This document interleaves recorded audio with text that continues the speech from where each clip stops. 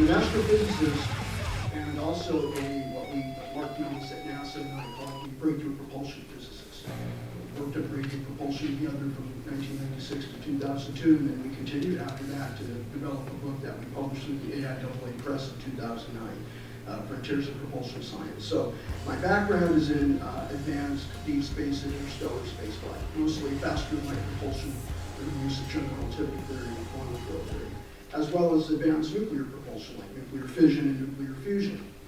And beamed energy propulsion, which I worked on as a principal investigator for the Air Force Research Lab at Edwards Air Force Base. So I've got quite a broad background. And I began my work in UFOs, or UAP, starting in 1996 when Robert Bigelow hired me to work for him as his director of aerospace physics and astrophysics at the National Institute for Discovery Science. And that was a pretty transformative job, because as a physical scientist, I'm saying for the first time, I'm investigating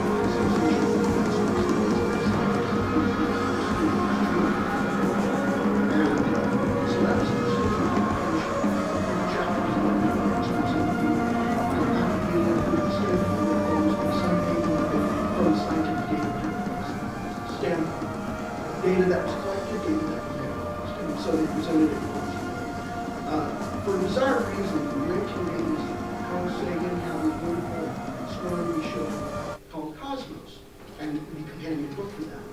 And what's ironic is that he changed 180 degrees. He all of a sudden went from being UFOs we have in this book that I co-authored or co-edited with Dorothy Page, all of this wonderful data that's been collected that is not explainable due to conventional astronomical, weather, or man-made explanations or events or objects. I'm now calling it pseudoscience. It's fringe science. People are mistaken. Pilots have poor vision.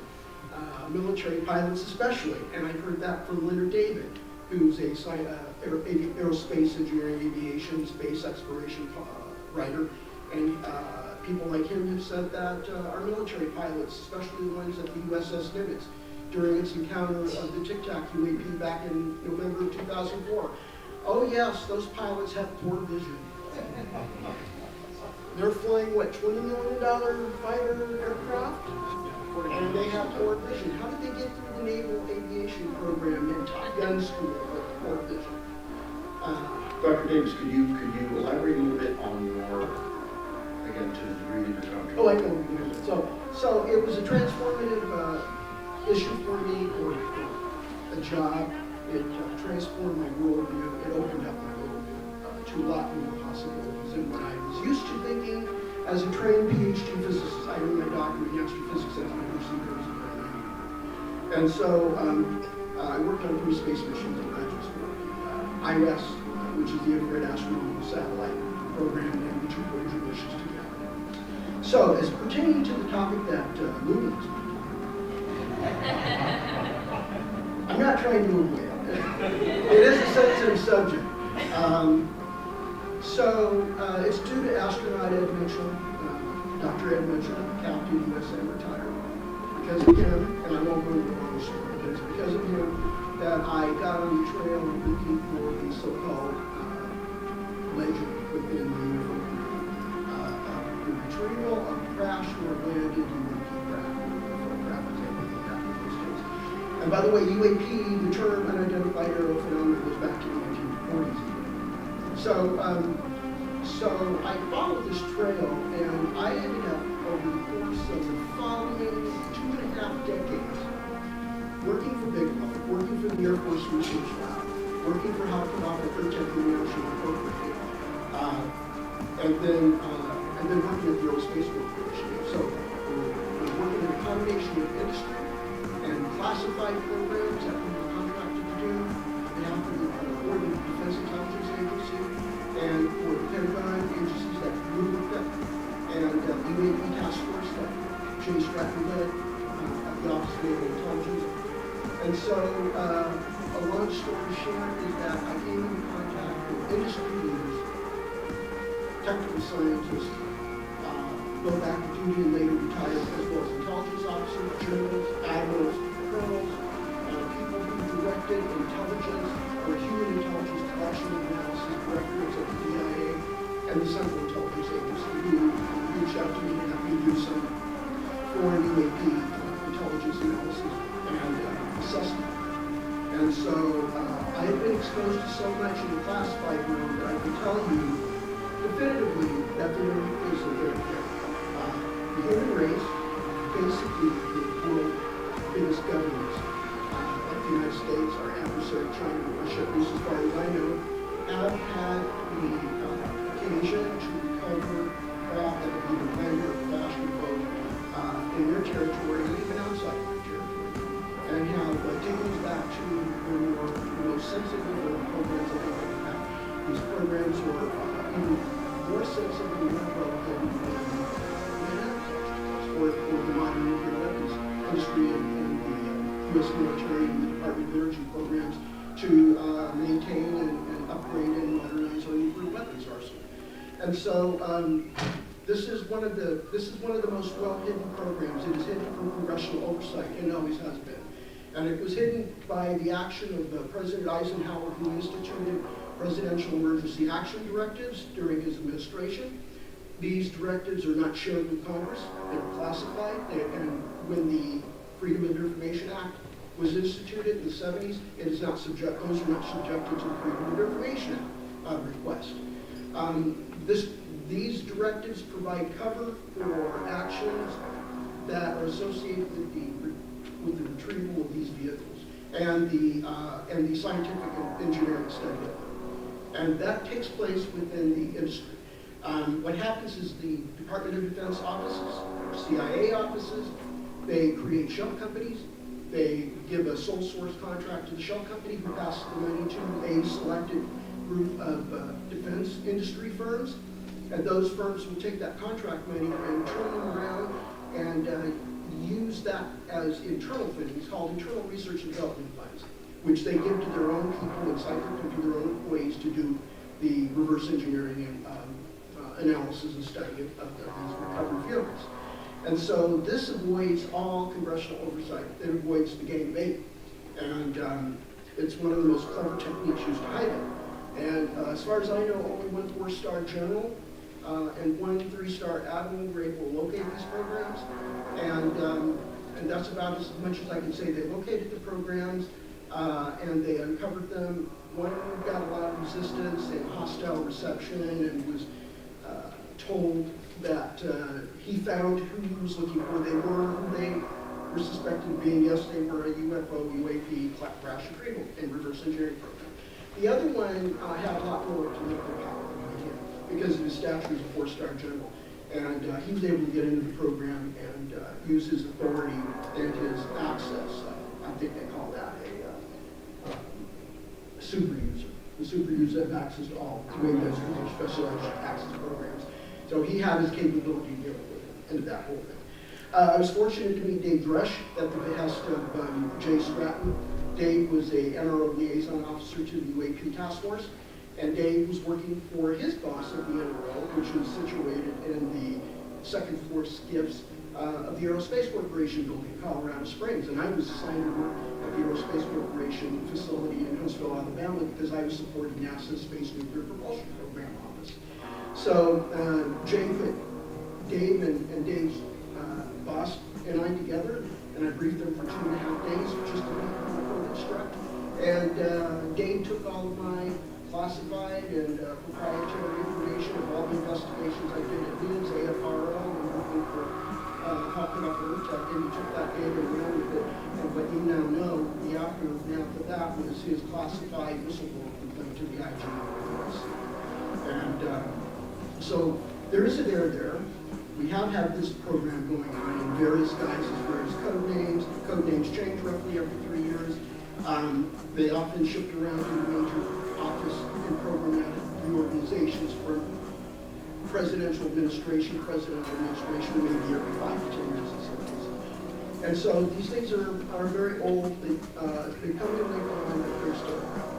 And the anomaly that's been involved, I would say, since the beginning in 1944 with the first recovery in Italy, of the U.S. Army's recovery of the craft that crashed in Italy back in 1933. The United States Army invaded Italy and pushed the right out. They were able to recover that crash and bring it back over here. And all the crash retrieves that are taking place generally on the right. The majority of the crash retrievals and recoveries of whatever situation it was take place in the military. And I'm not sure where that is going. I think the populace were in those days right here. Because I've only worked on the legacy history of this part of it up until about the early 2010s. Ever since the end of the OSAP and the ATIP where that those operations were. So I think that's about it. Is that it? There is a question I always ask, and I'll just say this really easily. Leslie King and Rob Rosenthal asked me this for the interview I gave them in July of 2020 for the New York Times article. They interviewed you and former Senator Jordan Reed. I think Eric was already retired. Okay, so I said basically my interface with the leadership of the industry, which were is the following. The craft that can recover are not concerned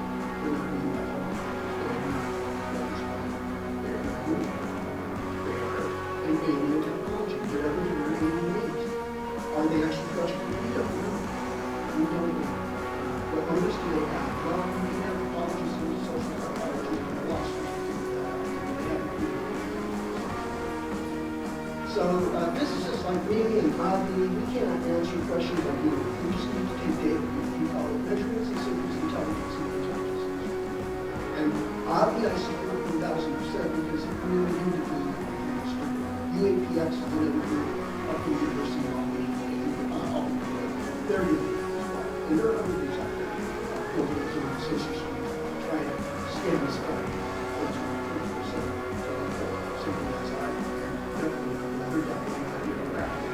Definitely not the kids. Well, thank you, Dr. Davis. My recommendation would be at some point here to get into a classified setting. I've seen the rest of us have already done that before, and have a frank conversation with some of the representatives who I think would be very interested in the other part of the conversation, which I'm aware of in part. With that said, before we go on, I'd like to real quick Nick how do you pronounce your name? Sorry, Paul. Okay, forgive me. Baggage. Nick Baggage, who arrived here just not too long ago, so thank you, sir, very much from Alabama. From Alabama. Oh, well, that's well. You'd like to hug. Sir, my humble apologies. Obviously, I'm remembering my dyslexia instead of whoever wrote this for me. Thank you, sir, for being here, and also great seeing you yesterday. As far as the next question, what I'd like to do is direct this to Admiral County Debt. Sir, only about 50% of the seafloor has been mapped in high resolution. In fact, some have stipulated that we know even more about the surface of our own moon than the depths of our own oceans. What are concrete mapping campaigns, autonomous gliders, deep sea sonars, or cabled observatories would give researchers the best chance of detecting undersea UAP activity. Up to this point, we've been discussing about the stuff we see in our skies and possibly space. But the one thing we've neglected are those observations of UAP that are underwater. And this kind of goes to the whole transmedium characteristic that we're seeing, that some of these UAP can display, particularly as a former Navy man and member of NOAA. What advice could you offer there? Thanks, Lou. That's a great question. And in fact, I would advise us to continue what we started in Trump's first administration. And what we did is we got him to sign a presidential memorandum on mapping the U.S. inclusive economic zone. And that directed the establishment of a strategy, a plan, a national strategy, a plan, and a council, an interagency council, to contribute to the effort. And so we did this in 2020, and in the 5 years since, we've been able to go from having 40% of our EEZ map to 50%. And it involves not only using ships with sonar, but also exploring the water column with deep diving remotely operated vehicles, swarms of drones, underwater drones. I used to own 120 in the Navy, and that fleet's growing.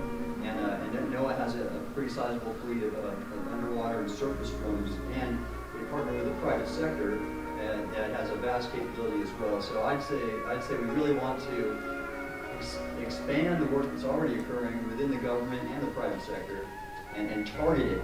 Because most of it is targeted towards ocean science, and that's great. But if we open the aperture a bit and include UAP as a research target, I think we'll learn a lot more about the phenomena as well as the ocean. Thank you very much. The next question we have is geared towards Dr. Avilo here, and the question for you, sir, is what is your recommendation for the new generation of scientists who want to enter into this field of study but don't know exactly where to begin? Yes, I actually gave up in the senior members of our community, and I have the great hope that the young generation will approach it without any bias, because science is all about evidence and curiosity. And we use that when we become the adults in the room. So for the young people, in fact, I was asked to establish a Galileo Observatory in a new stem cell campus that will be built in Indiana. And I'm very excited about that because those high school students and fledgling scientists would be unbiased. They would look at the data and try to figure it out. That's the way science should be done. And very often, if you assume something, if you say there is nothing out there and you're not looking, then obviously that's a self-fulfilling prophecy. So I very much hope that the young generation will approach this subject without any stigma, without any prejudice, without any bias, because it's of great interest to national security. And even if it has nothing to do with what lies outside the solar system, we need to figure it out. Maybe other nations have technologies that we are not aware of.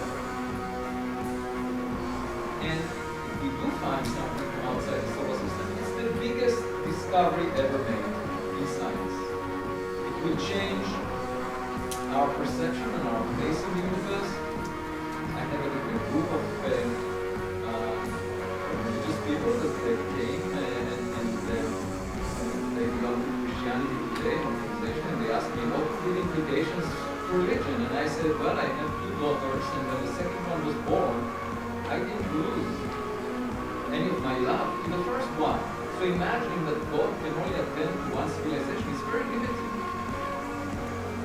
And I think, in fact, it would be enriching to realize that we have siblings. We might be jealous if they're more advanced than we are.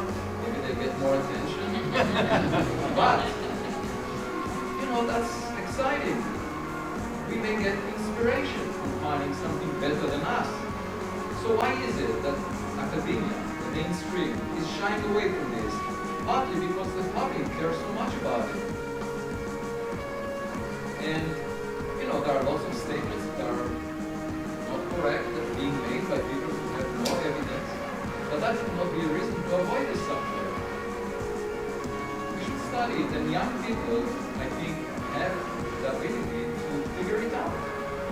If we have the resources allocated to the research, we figure it out. If we have the equipment, it's much more exciting than figuring out what dark matter is, whether there are microbes on exoplanets, which probably exist in any warm water environment similar to Earth. We bet that there are microbes, but I don't care much about it. I really want to find things that are better than us, so that we can get better, we can improve ourselves. And the young generation, hopefully, will do it for us. We only allocate the resources, we don't block them, because the gatekeepers, use this technique of not funding such research, ridiculing it, and even when I went on the expedition, people said, oh, he will not find anything. Oh, he went to the wrong place. We don't believe the US government data from the US Space Command. And my suggestion is just to ignore the naysayers because they are boring.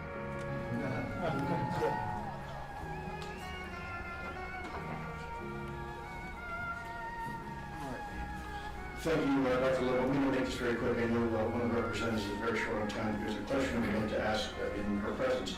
The question goes to Dr. Davis. We've had discussions at length in certain settings, in formal official settings, in the parliament, where we talk about exotic material. I think it might be very helpful to the degree you can. Can you please explain what makes exotic material that has been recovered from the U.S. government exotic? What makes it different from atomically and chemically? It's actually a very simple answer. It's the way it's fabricated. It's the way it's fabricated. That's what makes it exotic. It's not a new element that's never been discovered and placed on the periodic table of elements. No. The materials are in the periodic tables. They're either radioactive isotopes that we already know of, or they're any of the other non-radioactive, non-actinide elements on the table. It's just the combination of the materials is unusual. It could be that you could say that that's exotic, but it's the composition, it's how you built the craft, the materials that form the craft and everything inside the craft.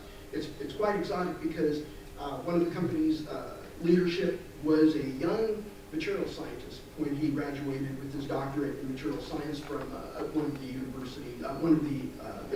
universities in Illinois back in 1970. And he was hired by Ben Rich to work with him and a team at Skunkworks. That was the Advanced Projects Development Agency, I think is what Lockheed Aircraft, I think, called it back in those days. So, so basically, this is what he was telling me. He's an advanced material scientist, and he said, well, we could use the best diagnostic equipment we had back in those days, which was 60s, 70s, 80s, and 90s, and we could see the elements through mass spectroscopy that compose these structures.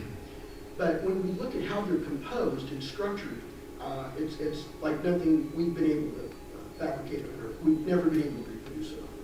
And we have no extrapolated engineering or physics technology to tell us or inform us on how we can possibly learn how to fabricate this on Earth. So they understood that it's the combination of the elements was very unusual. It's counterintuitive, but it's the way the materials are fabricated. That's what makes it exotic. Excellent. Thank you very much, sir. Next question is going to go If I to... can't go Yes, ma'am, absolutely. The floor is yours. Yeah, so thank you for you guys coming today. I have to get going, but I am charging Burleson and Burchett to be here and continue on what I'm not here. I will say that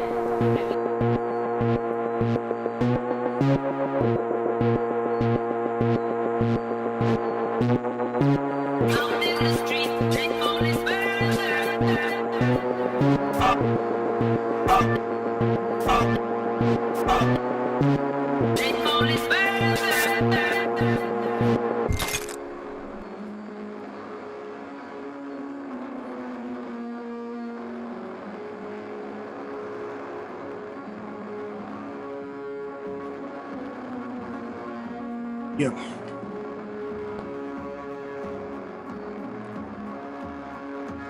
Sorry, I was trying to switch my lights out, and I ended up the new one. I couldn't get the new one to fit on the attacher. I had to like cobble together the um not a big deal, but I had to cobble together the had to cannibalize my old lights to set up my new lights, and then I was trying to switch back to the old lights, and I can't remember how I did it, so I ended up fucking up both lights. So now this is just my camera light. This is fine too though, whatever.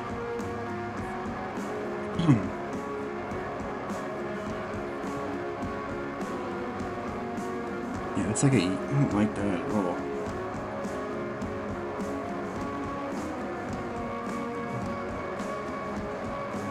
I don't know. It'll take too long to try to fucking get something. This is fine. Whatever. Stop looking at me anyway.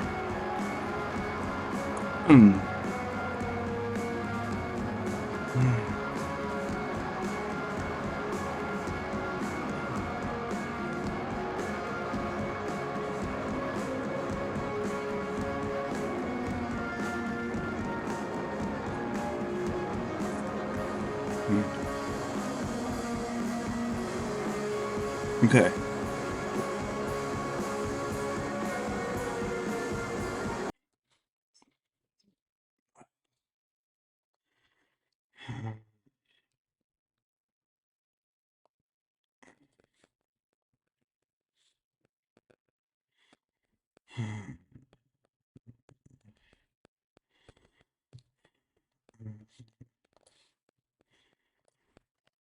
Yeah, so Elizondo showed some picture and everybody was trying to say it was fake, but typical debunker fashion, they just like were putting forward scenarios where it could be fake.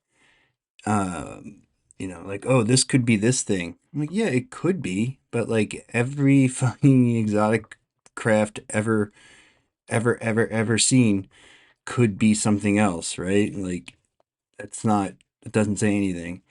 But it's like, I was in a serious consideration. Like, who do I hate more? The fucking, like the debunkers who were like doing their classic debunker move of, oh, that's already been debunked. And then you'll see over and over again, you see people replying, oh, that's already been debunked. And then somebody else will be like, oh, where?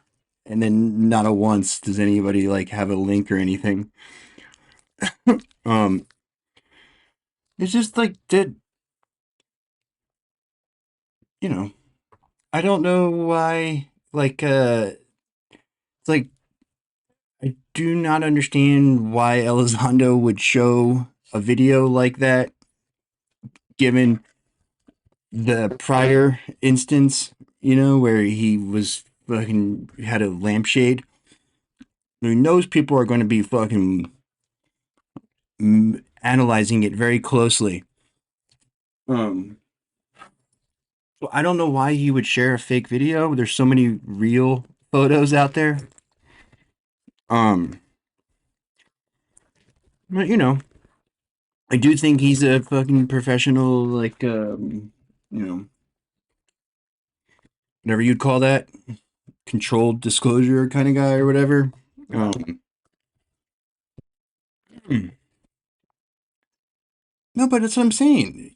If he was just a con artist, there's a gazillion real UFO photos that have been fucking verified and shit that he could have showed. Right? Nobody's expecting him to show fucking photos he took or whatever.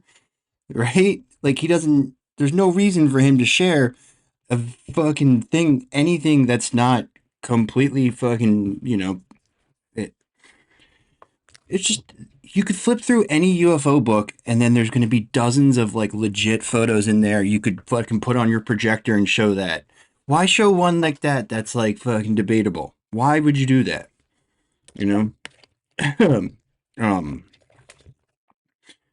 so it's like if he was just like trying to get Patreon subscriptions or whatever, again, why not just share a classic photo that people know and trust, right?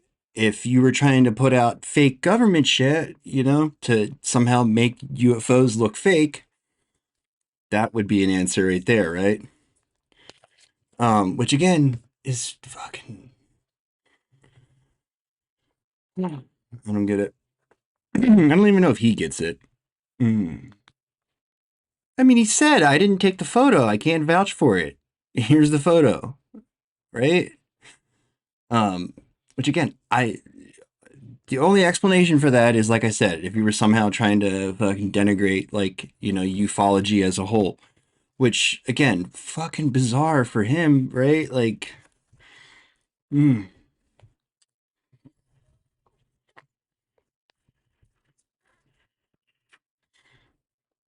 well, I mean, that's what I'm saying, though. But that's my point. Like, you're in a room with all these fucking UFO people. They can tell you, yay or nay, right? Like you have your smell test. Like, does it look incredible or not? Right? Like, I think the only explanation is that he's somehow trying to fucking create like there's no personal greed or selfishness motivation that I can see.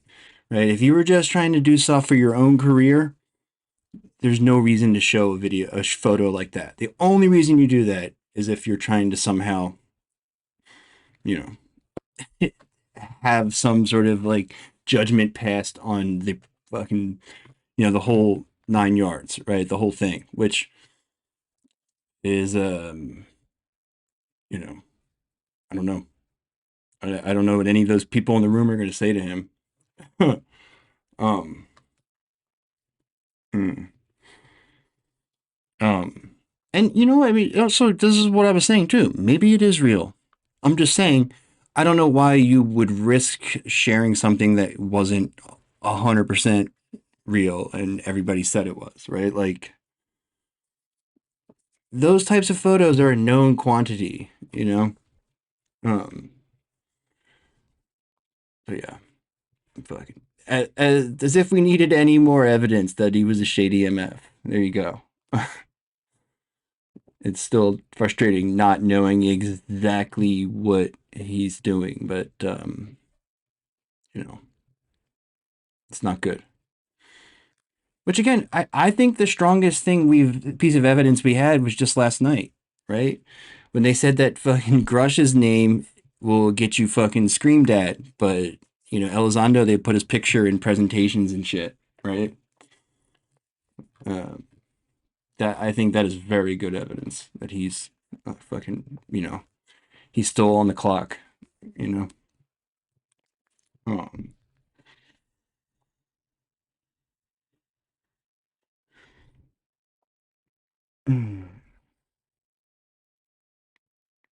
doesn't quite explain it all either. Uh, what? Sensationalized. Okay, sure, right? He doesn't have to show fucking, like whatever, some multicolored. I don't know. How about the Costa Rica photo, right? There's so many photos in that time period of fucking craft that people can't point out any problems with. Like, you're obviously not going to show the McMinnville one, but like photos like that. Like the Costa Rica one, I think is a good one. It's on the cover of a bunch of books and stuff, right? Um, but there's so many of that. That's what I mean. Like, this is not, I'm not saying he should have shown that. I'm saying he should have shown something that's not so easily debunkable, right? Um, and I don't see what kind of motivation he could have for something like that. Um,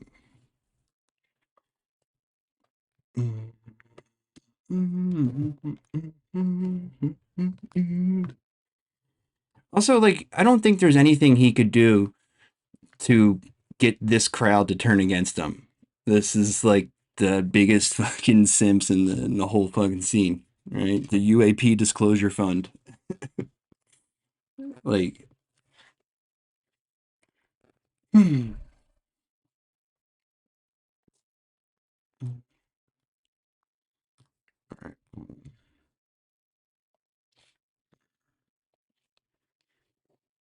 You are watching and listening to the Electronic Intifada. I am John Elmer.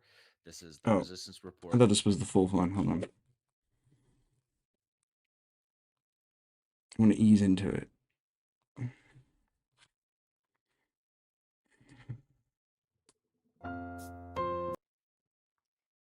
Hello and nearly 6,000 have been injured, according to the Palestinian Health Ministry in Gaza.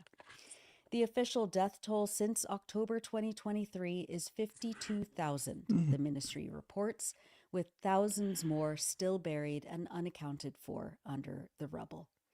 Al Jazeera's Hani Mahmoud reported that on Wednesday, April 30th, massive explosions rocked the central and northern parts of the Gaza Strip. In Nuseirat refugee camp in central Gaza, 3 separate overnight attacks hit residential buildings with people inside. Quote, those who survived the attack described it as an earthquake that shattered the entire building, Mahmoud said. In one building, 8 were killed in a single attack. Emergency workers are still looking for more. The number of people killed is expected to rise as more family members are still looking for their loved ones. Israeli attacks have intensified across northern Gaza and in Al-Mawasi and other areas southwest of Khan Yunis, where displaced Palestinian families have sheltered in makeshift encampments and buildings. This video is from Khan Yunis on Tuesday.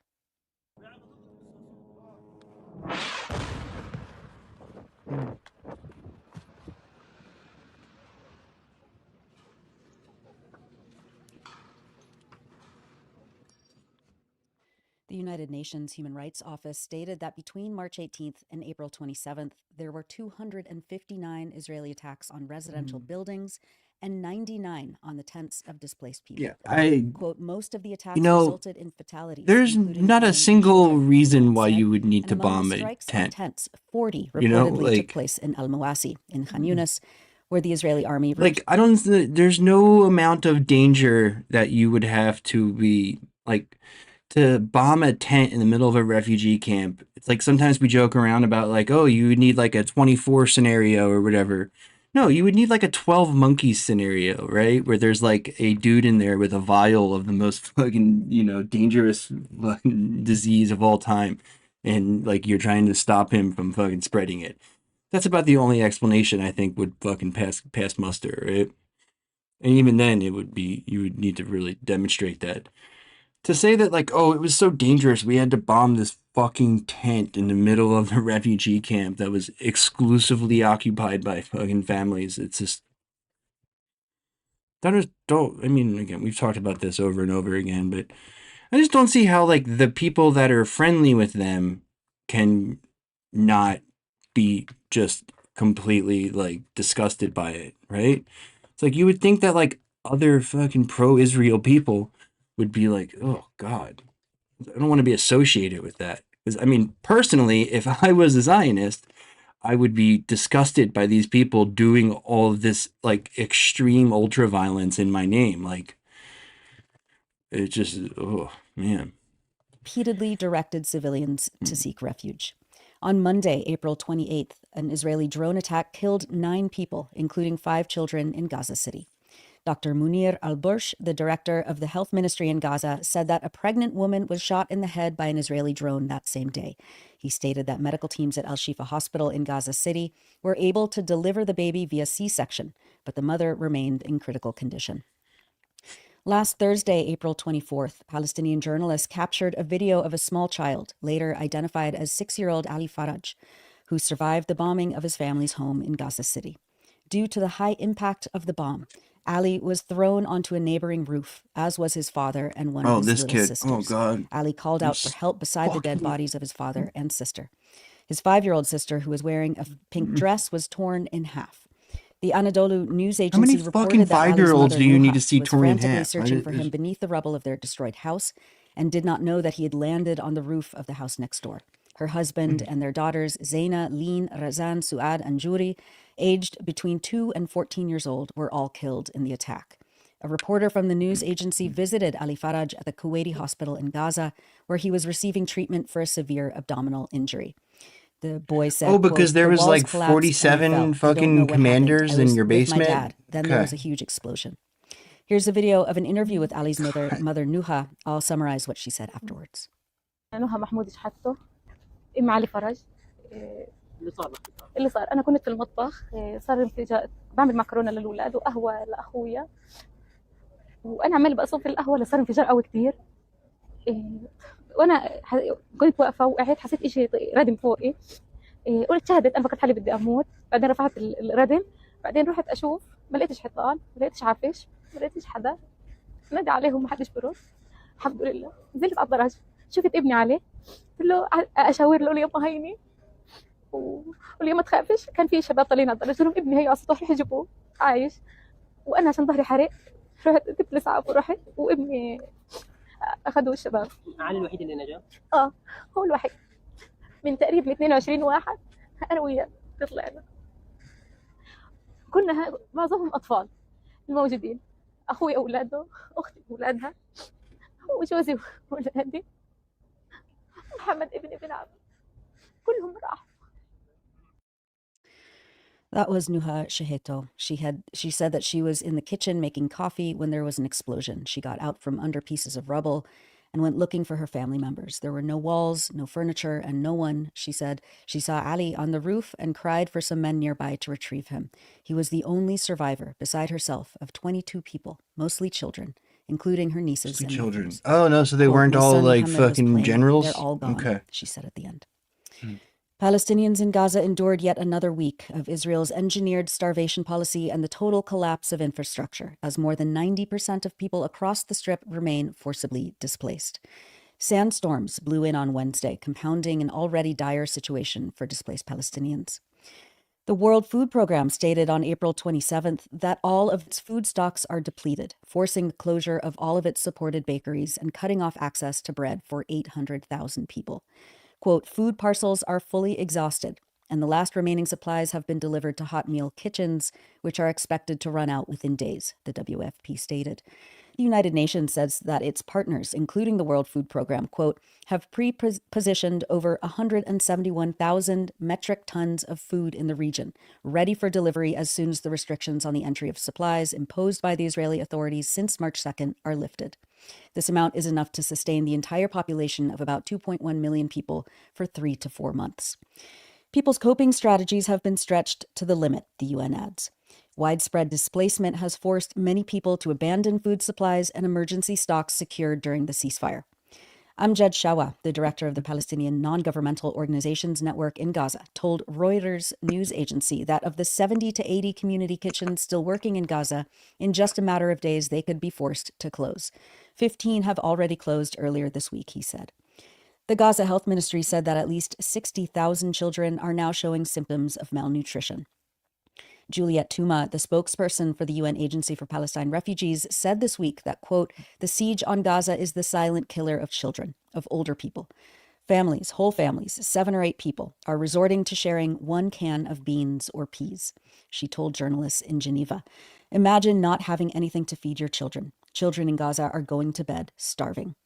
In addition to the food, medicine, and water catastrophe, the fuel situation is rapidly deteriorating.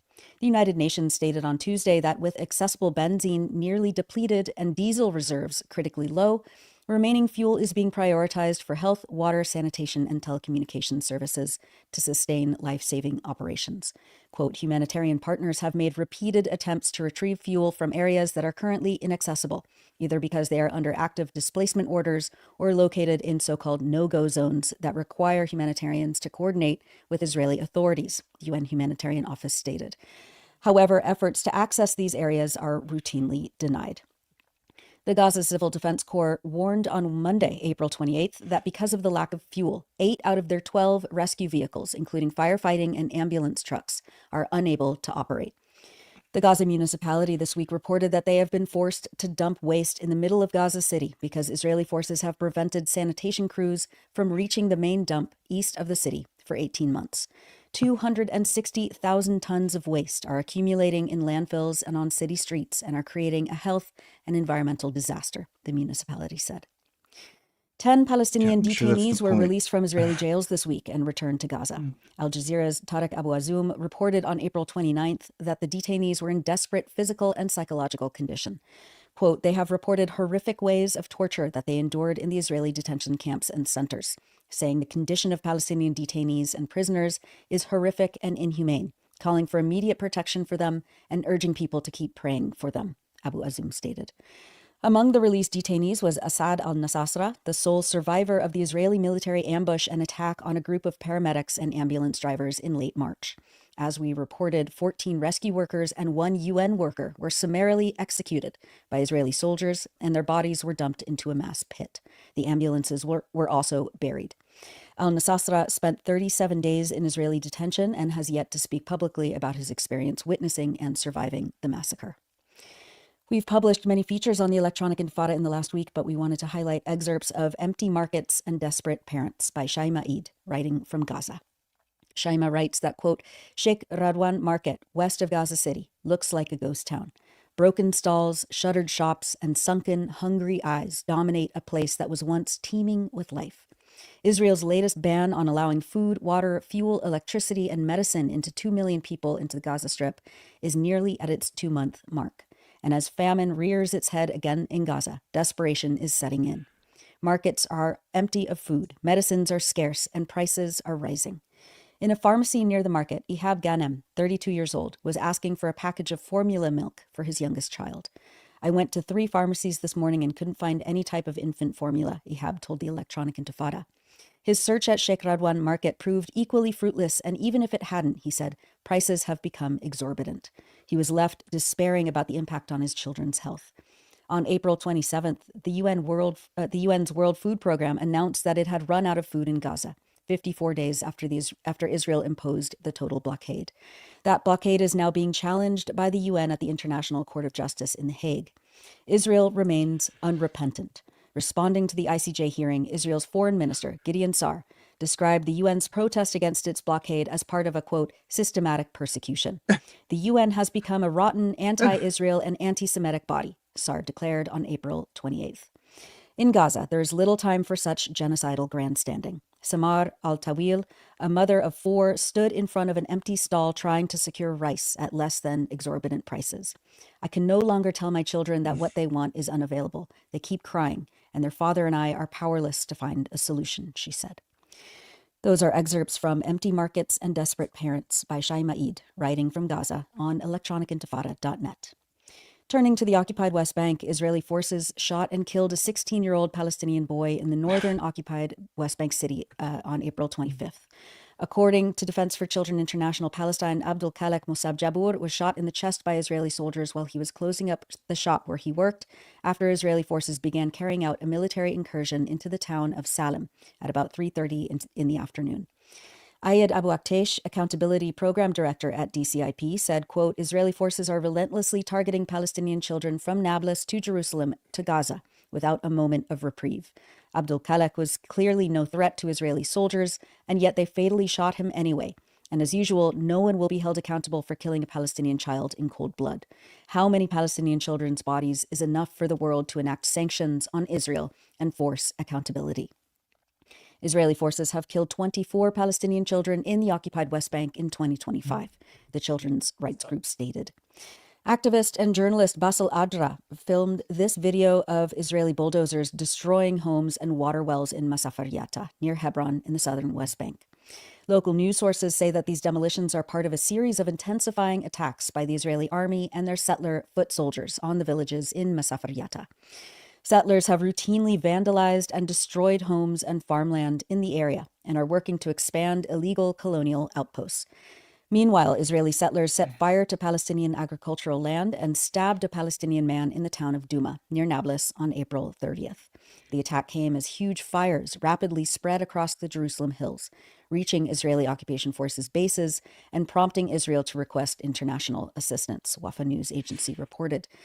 In Jenin, Israeli forces raided and ransacked the family home of veteran journalist Ali Samoudi on April 29th at 5 a.m, then detained, interrogated, and arrested him. The Israeli army said that because of a deterioration in his health, Samoudi was being transferred to an Israeli hospital. Samoudi's family said that Israeli authorities had not told them the name of the hospital where he was being treated or any other details, but that he is expected to be brought before a military court next week. Samoudi, who has reported from Jenin for decades and contributed to local and international outlets, was working alongside Al Jazeera correspondent Shireen Abu Akleh when she was assassinated by an Israeli sniper nearly 3 years ago. He was also shot in the shoulder during that attack on journalists. Finally, as we always do, we wanted to highlight people expressing joy, determination, and resilience across Palestine. Musician and music teacher Ahmed If Mouin you still got regularly time to films do all this himself and killing, students you think singing, they'd be playing music, more worried about the and trying to fire? alleviate the trauma through his project, Gaza Birds Singing. On Wednesday, he posted this video with the following caption: "A child's smile is stronger than war. Every time I see a child smile amidst the destruction, I forget all the pain I've lived. That small smile is my strength. It's the light that keeps me going no matter what." With my team Gaza Bird Glad you Singing, feel we that chose way. to fight war with music, turning the cries of displacement into songs of love and peace. From inside the refugee camps, we plant joy on children's faces. We sing, we dance, we create real moments of happiness, even if just for a little while, Moin said. Hi everyone, today we have new students. We're going to build new groups to teach them instruments and singing. We're going to show you. Love you.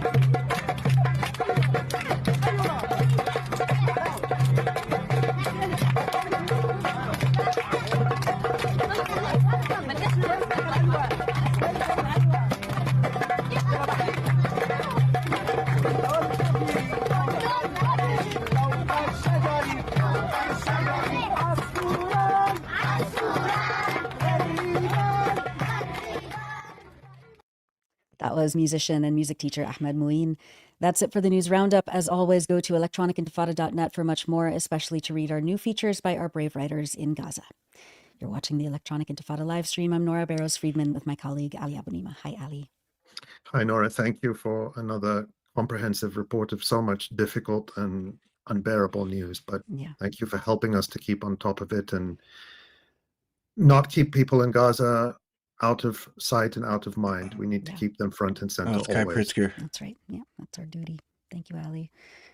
Yeah, there's so much. It's just a moment, but just before you go, I want to mention, as I did at the outset, that you are the Gaza field producer for the new feature documentary, The Encampments, which is now in movie theaters around the United States. We just want to really congratulate you on your extraordinary work with that film. I saw it.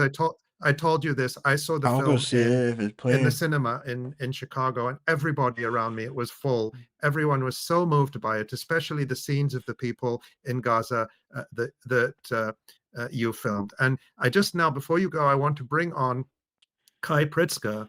He co-directed The Encampments with Michael T. Workman. He's a journalist with Breakthrough News, which co-produced The Encampments with Watermelon Pictures. And of course, the rapper Macklemore was the executive producer. So I just wanted to give you a chance to say hello to each other before you have to go away. That's cute.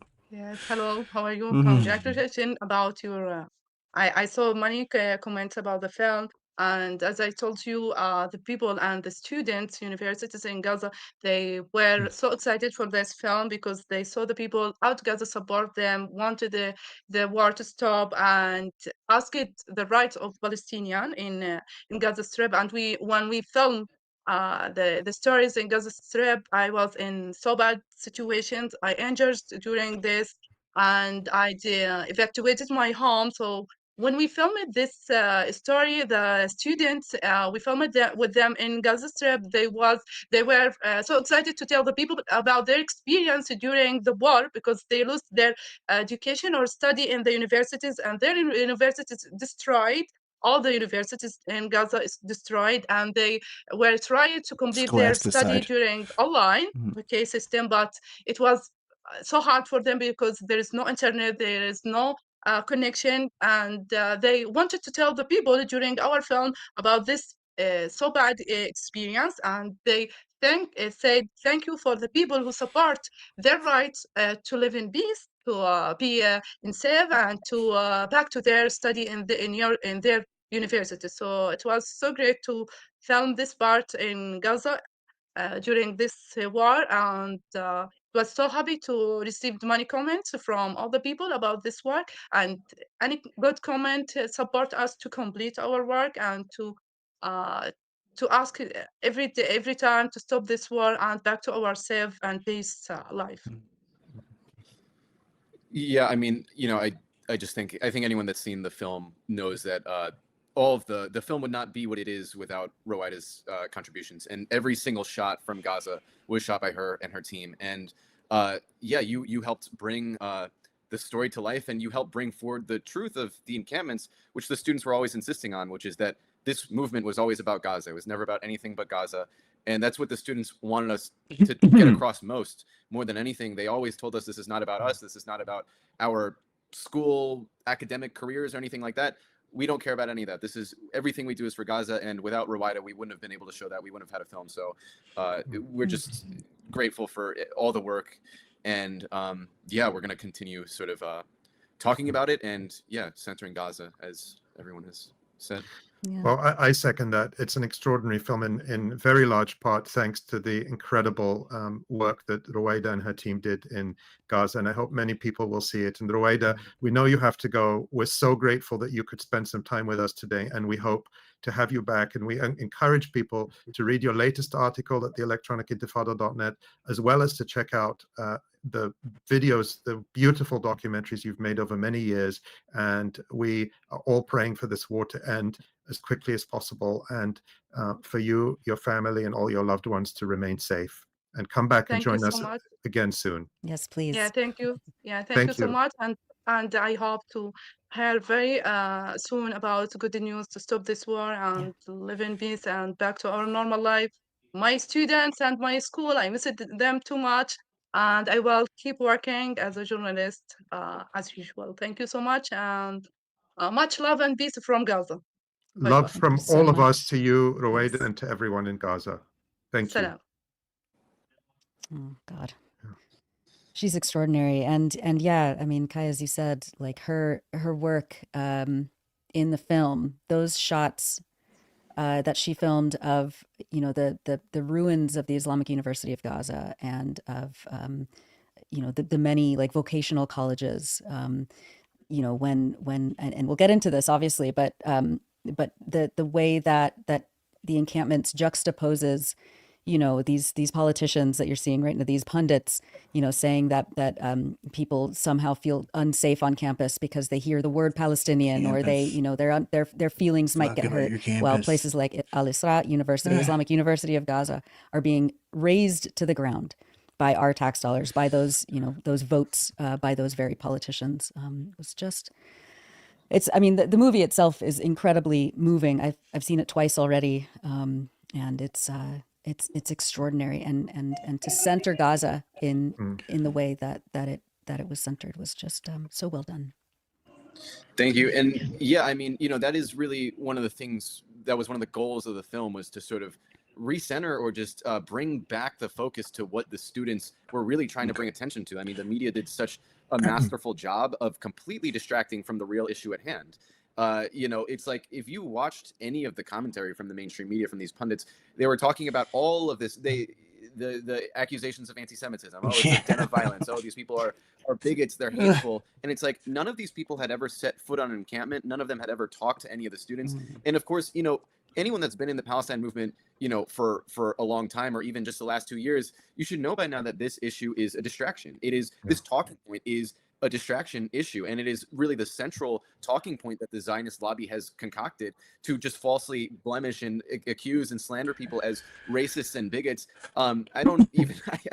Look, Kai, well, we're going to come back to that, but since we had just spoken with Rowida, and we wish she could have stayed with us, but let's watch a clip from the encampments, which includes some of her footage and brings that focus to Gaza. So let's take a look at that now.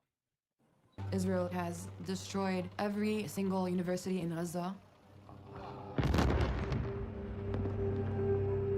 Yes! Cinemata! Yes! خذ! خلوك السماء خم إسرائيل!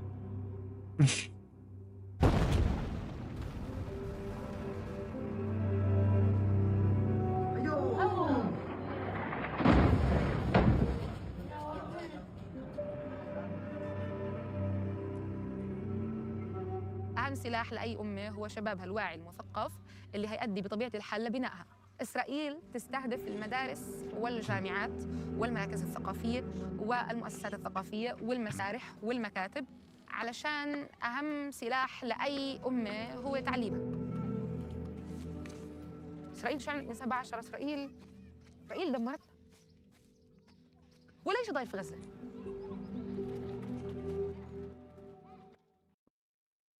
So just for those who are listening, we saw some of the footage that the Israeli army itself published of them detonating, completely destroying several of the major universities in Gaza.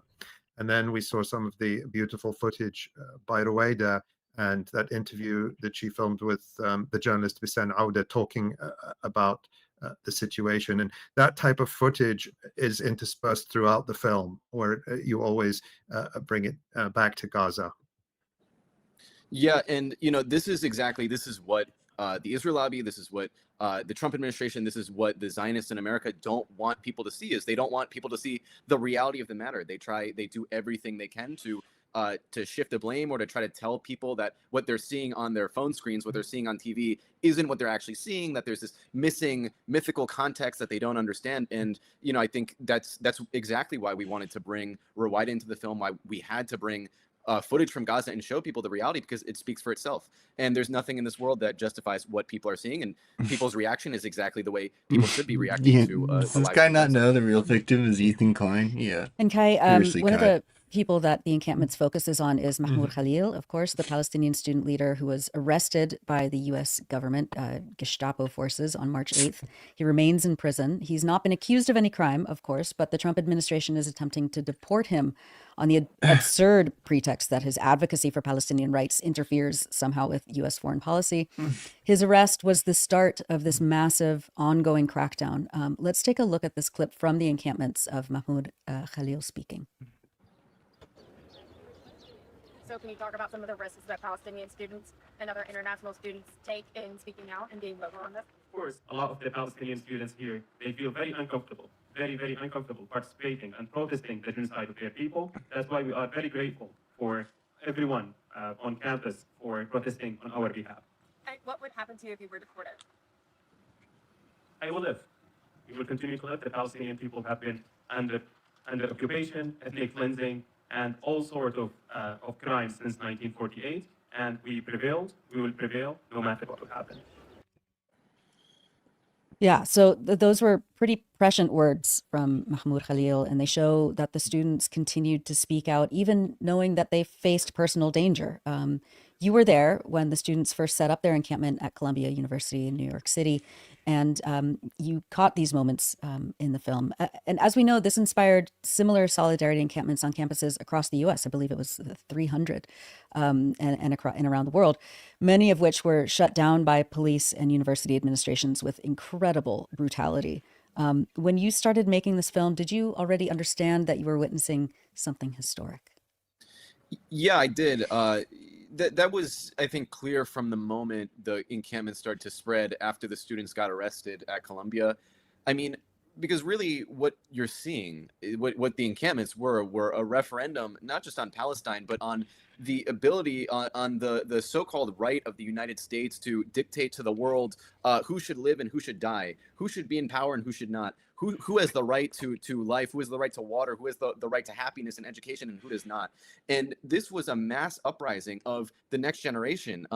As Ali says in the film, I mean, these are the people who make opinions, who decide the course of history for the next generations. These students who, are expected to fill the shoes of the generals and the Pentagon and the diplomats, rejecting all of the flashy bribes, the little trinkets, the things they wave in people's faces. Oh, you could be a successful diplomat. You could be this. You could have a wonderful job and a career. And the students said, we don't care about any of that, actually. We don't care about your blood money. We don't care about your bribes. We don't care about any of this. All we care about is Gaza, and we're willing to risk anything for it. And I think it was so powerful, not just that it was Columbia students, Ivy League students, but that it was all students across America and the world who were saying, we don't care what you do to us. We don't care how you slander us. We don't care if you blackmail our employers. We don't care about any of that. We support Gaza, and we will take whatever you throw at us. And Kai, you mentioned that I do appear in the film, which is a great honor for me, and I'm very grateful to have had that opportunity.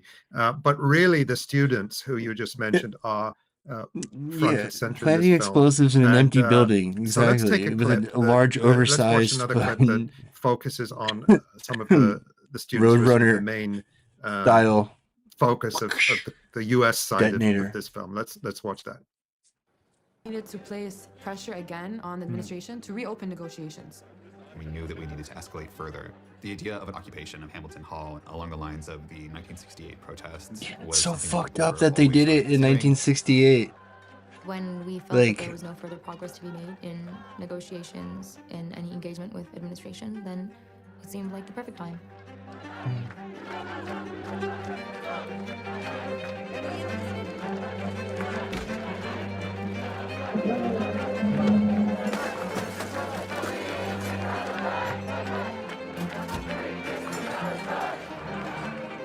Hymns Hall, when it first happened, I think was one of the most joyful moments of my life. The picket was so strong, the chants were so beautiful. It was just like an electric moment.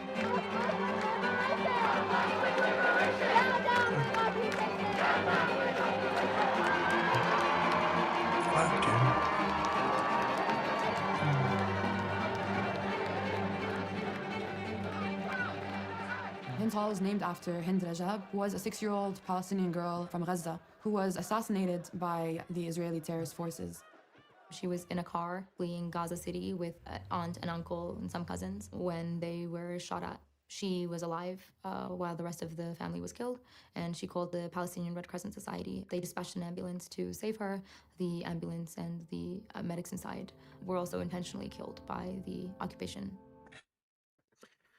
And the next part is the full audio recording of Hind, the little 6-year-old girl, on the phone with the Palestine Red Crescent dispatch.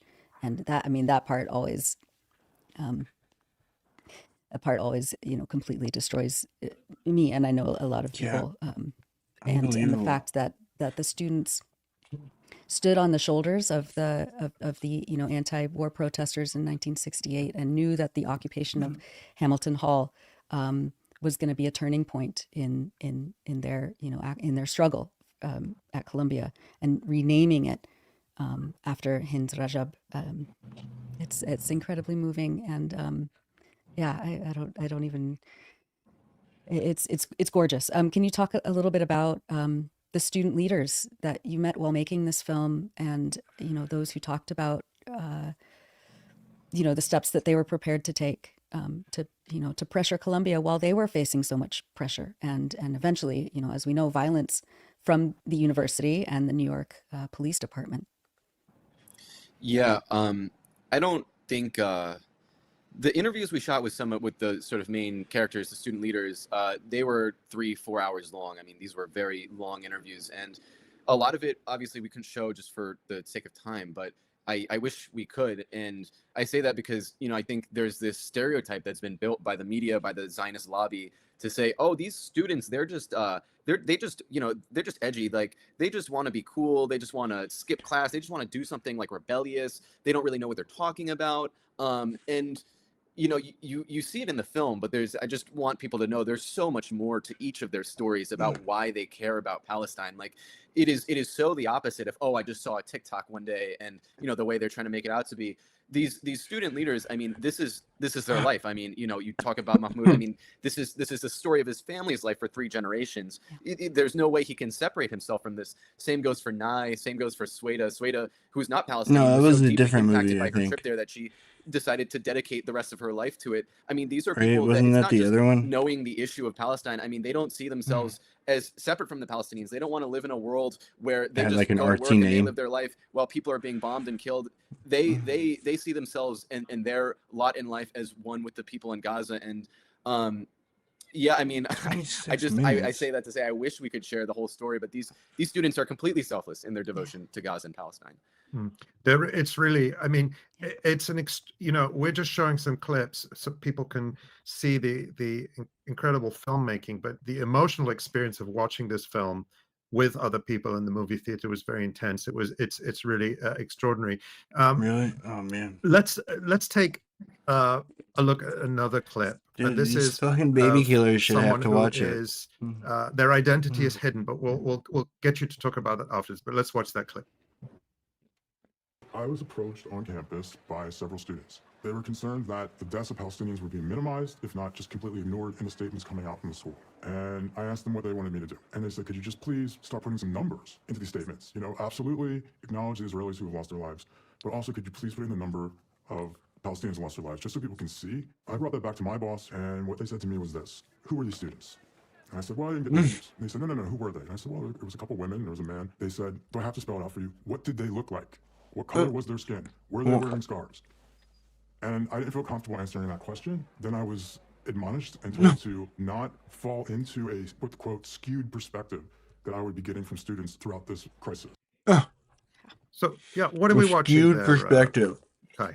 So this is one of the administrators at Columbia who was intimately involved in the communications of the university after October 7th. And this is someone who was not like a Palestinian activist. This isn't someone who was not, such a someone who was like immediately on the side of the students or anything like that. And in drafting university communications was told over and over and over to basically skew all the communications to exclude any relevant context that, Israel was blockading Gaza, that they had been pursuing a genocidal policy there for years and years and years, about the occupation, about the Nakba, and basically was just skewing the university's perspective but I was all always to going the to side of school and I was Israel. working. And, I this had skills. person felt Skills are the so key. Learn compelled or skills. so Go learn moved some by skills. the Don't bias be and a the fucking slant of grifter. the university. Don't be a that grifter. They started speaking out on Thanks, some other dude. podcasts. That's how we found this person. Is we heard a podcast Eat that Mo they Street, were let's participating go. on, and we asked them if they wanted to be in our Thanks, film bro. to tell the same story. And yeah, I mean,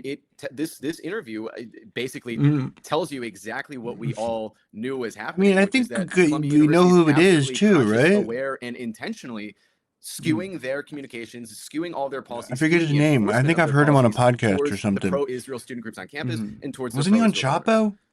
Right? I mean, or at least a guy fitting that description, involved with Columbia's messaging department or whatever. I feel like I've heard them on a podcast somewhere. How many people work in this department? What are you, like one of like 4 different people and you need to do all this witness protection shit? I'm sure they know. There were a lot of parts of this interview also that we didn't have time to include, but maybe that's something we should do is bring out more of this interview later. Yeah, absolutely. Maybe in the old days we'd say that would be in the DVD, but maybe extras, you can put up a website with some of these incredible interviews. Yeah. And Kai, just since the film has been released, it's been having a really big impact. It's been the many showings across the US have been sold out. It even gathered interest from the Israeli newspaper Haaretz, not surprising. And one of their journalists tried to interview. You made a video about that for Breakthrough News about what happened. And we're just going to watch about the first minute and a half of your video. It's actually 11 minutes long, and people can go find it at Breakthrough News. I highly recommend it. It's fantastic. Brilliant. Yeah. But we're just going to watch a little bit of it now. Israeli newspaper Haaretz tried to run a hit piece against us, decided they didn't like my answers mid-interview, and hung up on me. Luckily, I recorded the whole thing. Chuck Yoked, a New Jersey-based writer for Haaretz, emailed me last week asking if he could interview me about our film, The Encampments, which is about the student movement in solidarity with Gaza. I agreed, and we set up a Zoom call. But as soon as the interview started, his first question was, why didn't you include anything about the Jewish students at Columbia who were spit on and assaulted? And I said pretty plainly back, who are these students? And there was dead silence. And he tries asking this again, same thing. And at this point, I noticed he wasn't actually running a recording on the Zoom call, but was instead typing down what I was saying. So out of an abundance of caution, I started running a voice memo on my end. And this is where it starts. I mean, what happened? I mean, tell me about it. I mean, I'm curious. I don't know about who was spit on, which Jewish students were spit on. Dumb. Okay. After I asked him more to tell me about this alleged anti-Semitic spitting incident, he tells me to read Columbia's report about it. For example, there was a report by Columbia University after that the way they handled anti-Semitism, and they admitted they failed in the way they handled that. At this point, it should probably already be clear that this guy hasn't read the report himself, because if he had read the report, he would know that in the 91 pages, there are 2 quotes from students who claim they were spit on, and there's no actual evidence it happened. There are no photos, no videos, no verifiable testimony. Mind you, during those 2 weeks, Columbia's campus was probably the most photographed and videographed square mile on the planet.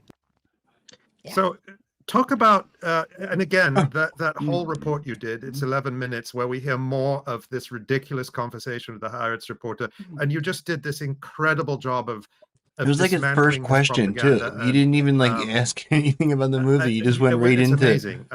Wasn't it fucked up the way they didn't respond to the anti-Semitism? Is, it's what Ethan Klein was doing. Saying, why didn't you show all these anti-Semitic incidents that happened? And this is, of course, addressed in the encampment. So my question to you, Kai, is how much anti-Semitism, I mean, let me put it this way. If you look at any mainstream media coverage of Columbia and other campuses, it's taken for granted that there were, in fact, anti-Semitic attacks on Jewish students. What's the reality that you found, particularly at Columbia?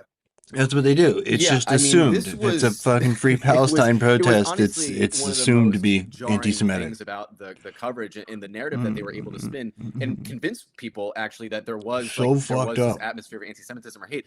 I mean, it just goes to show if you repeat a lie enough, like it becomes true, and that's really what we set out to debunk. Because there was no anti-Semitism. Like, you know, it is remarkable because you know, the whistleblower says it, and I say in that video, but really, I mean, the Columbia campus was being filmed 24/7, and it's like if it was even a fraction of how you're describing it, that it was this, you know, den, this cesspool of anti-Semitism, there must be some evidence, but I haven't seen any. In fact, I went out to watch the October 8 film. You know, which is the pro-Zionist film that's in theaters. Yeah. I had to, you know, see what the narrative was. And even in that film, there's not you must be a bigot to hate that they're killing all these babies. In that film, what there is, however, is students at Columbia or other campuses saying, from the river to the sea, Palestine will be free. People saying free Palestine, wearing keffiyehs. And that was one of the parts that the whistleblower actually talked about, is he was responsible for tracking some of these anti-Semitic incidents, which Columbia has this whole log of anti-Semitic incidents that took place at Columbia. And like, almost all of them are related to, like, someone said free Palestine in my vicinity. Someone in my class wore keffiyeh. Someone, you know, said that we should read this Palestinian book. Apparently there was one person that actually complained that there was a Palestinian student in his class.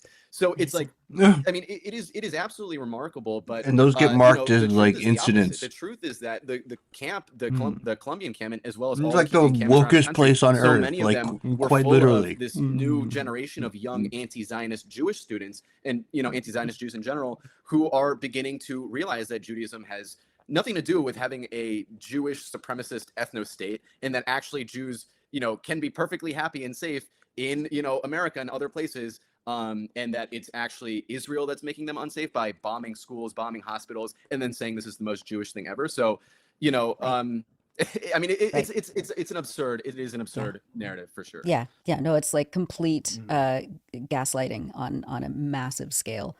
And yeah, it's ridiculous. And just one more thing, if I can add, I mean, you can, if you meet some of these students and you talk to some of these people who are trying to perpetuate this narrative, I mean, I don't think it takes too much common sense or too much intuition to see that this is really a performance. Like, and it has always been a performance by the Zionist lobby and, you know, Zionist advocates. Yeah, it's gotten really bad last couple weeks. They perform this, oh my God, I'm so hurt, I'm so scared, I'm so this, that, and the other. Victimized, Right, and it's like, you really just, on one hand, you're talking about people who are saying, like, they're being hurt by words, or like being told that they are supporting a genocide. Meanwhile, the students on the other side are protesting an actual genocide. Like, the disparity between the sort of the acts or the so-called violence. I had an alert about like tremendous, and I think no, Trump's going to start arresting governors. Actual genocide, and something like 80% of all structures in Gaza being destroyed, the entire health system being destroyed, the entire education system being destroyed, and the other side is saying, like, you can't arrest governors. That's like self-evident. Like, you don't need to be told that without being called like names. It's like, wow, this is insanity. Yeah, it is. It completely is. And then of course, you know, the university administrations, obviously, after last year's student Kobayashi Maru for the over the summer, it's very clear that administrations, they kind of coordinated these attack plans to enact these policies and mandates for potential student protests on their campuses. I mean, here in California, the University of California system has, banned masks and said that all protests need to be pre-approved. Of course, now they're trying to say that even the word Zionism as if you criticize people and use the word Zionist in a derogatory way, whatever, that can be considered racist and a hate crime. And we see also physical violence once again happening by cops on student protests. I don't know. I'm going to adopt the Xi Jinping strategy and you know, sit back and watch my enemies destroy themselves. Just yesterday at UCLA, there was a screening of the encampments, which took place on. Did they send their I think it was their brown the very shirts? day to the year, a year ago to the day, when UCLA Oh, now the cops are here. and Oh, Zionist now the thugs, cops want to show up. assaulted the encampment at UCLA. So the UCLA students then were going to show a screening of the encampments about UCLA cops beating protesters. And then what happened? This is from last night. The UCLA called the cops again and had the students attacked.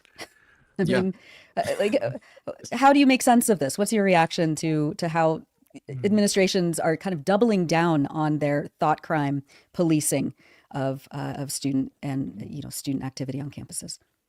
Yeah, I mean, they don't want Trump to pull their funding. Kind of marvel at the absurdity of just they really have not learned their lesson. Like they are doing exactly what the started the whole encampment movement in the first place. The arrest of the Columbia students, which is this repression and censorship, which was so outrageous to the entire world that they decided to follow in the steps of the Columbia students. But on the other hand, like it makes perfect sense, and this is what we've been saying from the beginning, is that what the encampment movement really showed is that the students and the future generation, the Palestinian movement has won. It has won the narrative. It has won the battle for the narrative. It has won the battle for hearts and minds.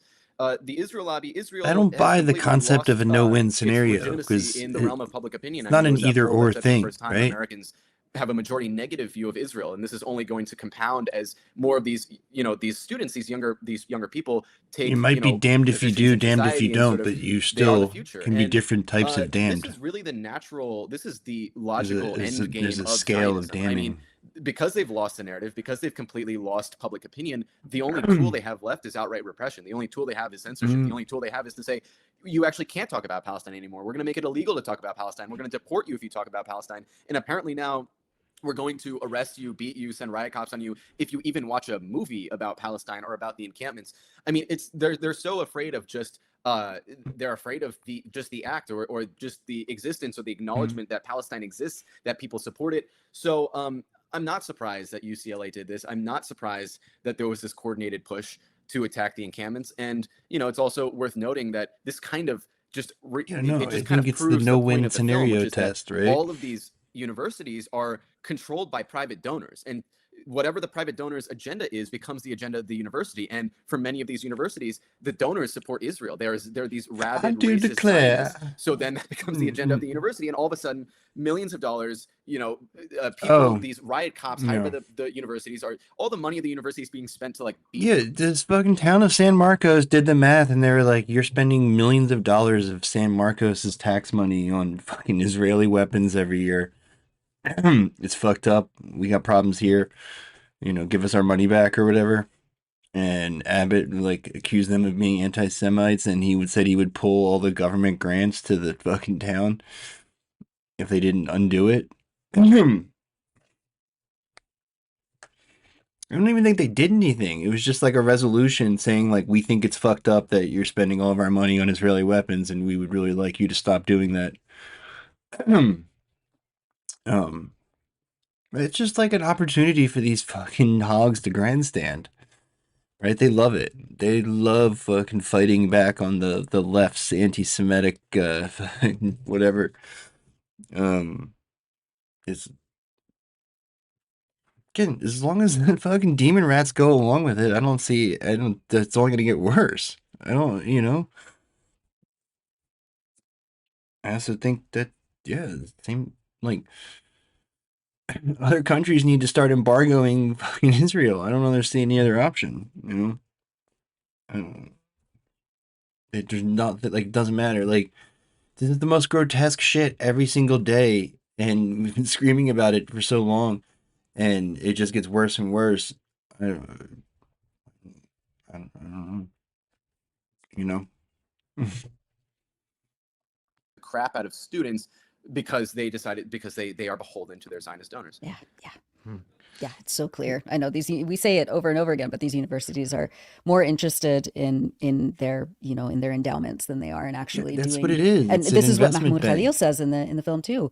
Instead of being a university where people come to learn and talk and examine and be with other people from all over the world and learn from them. They're more like a hedge fund. And so what the students were doing, as Mahmoud Khalil says, is trying to return the university back to its foundational roots of being a place and not a bank. Yeah, it's extraordinary. It was great. So. All right, so you are watching and listening to the Electronic Intifada. I am John Elmer. This is the Resistance Report for day 573 since October the 7th. I will be covering Yemen as usual on this episode, but we are going to start in Gaza as you do usually.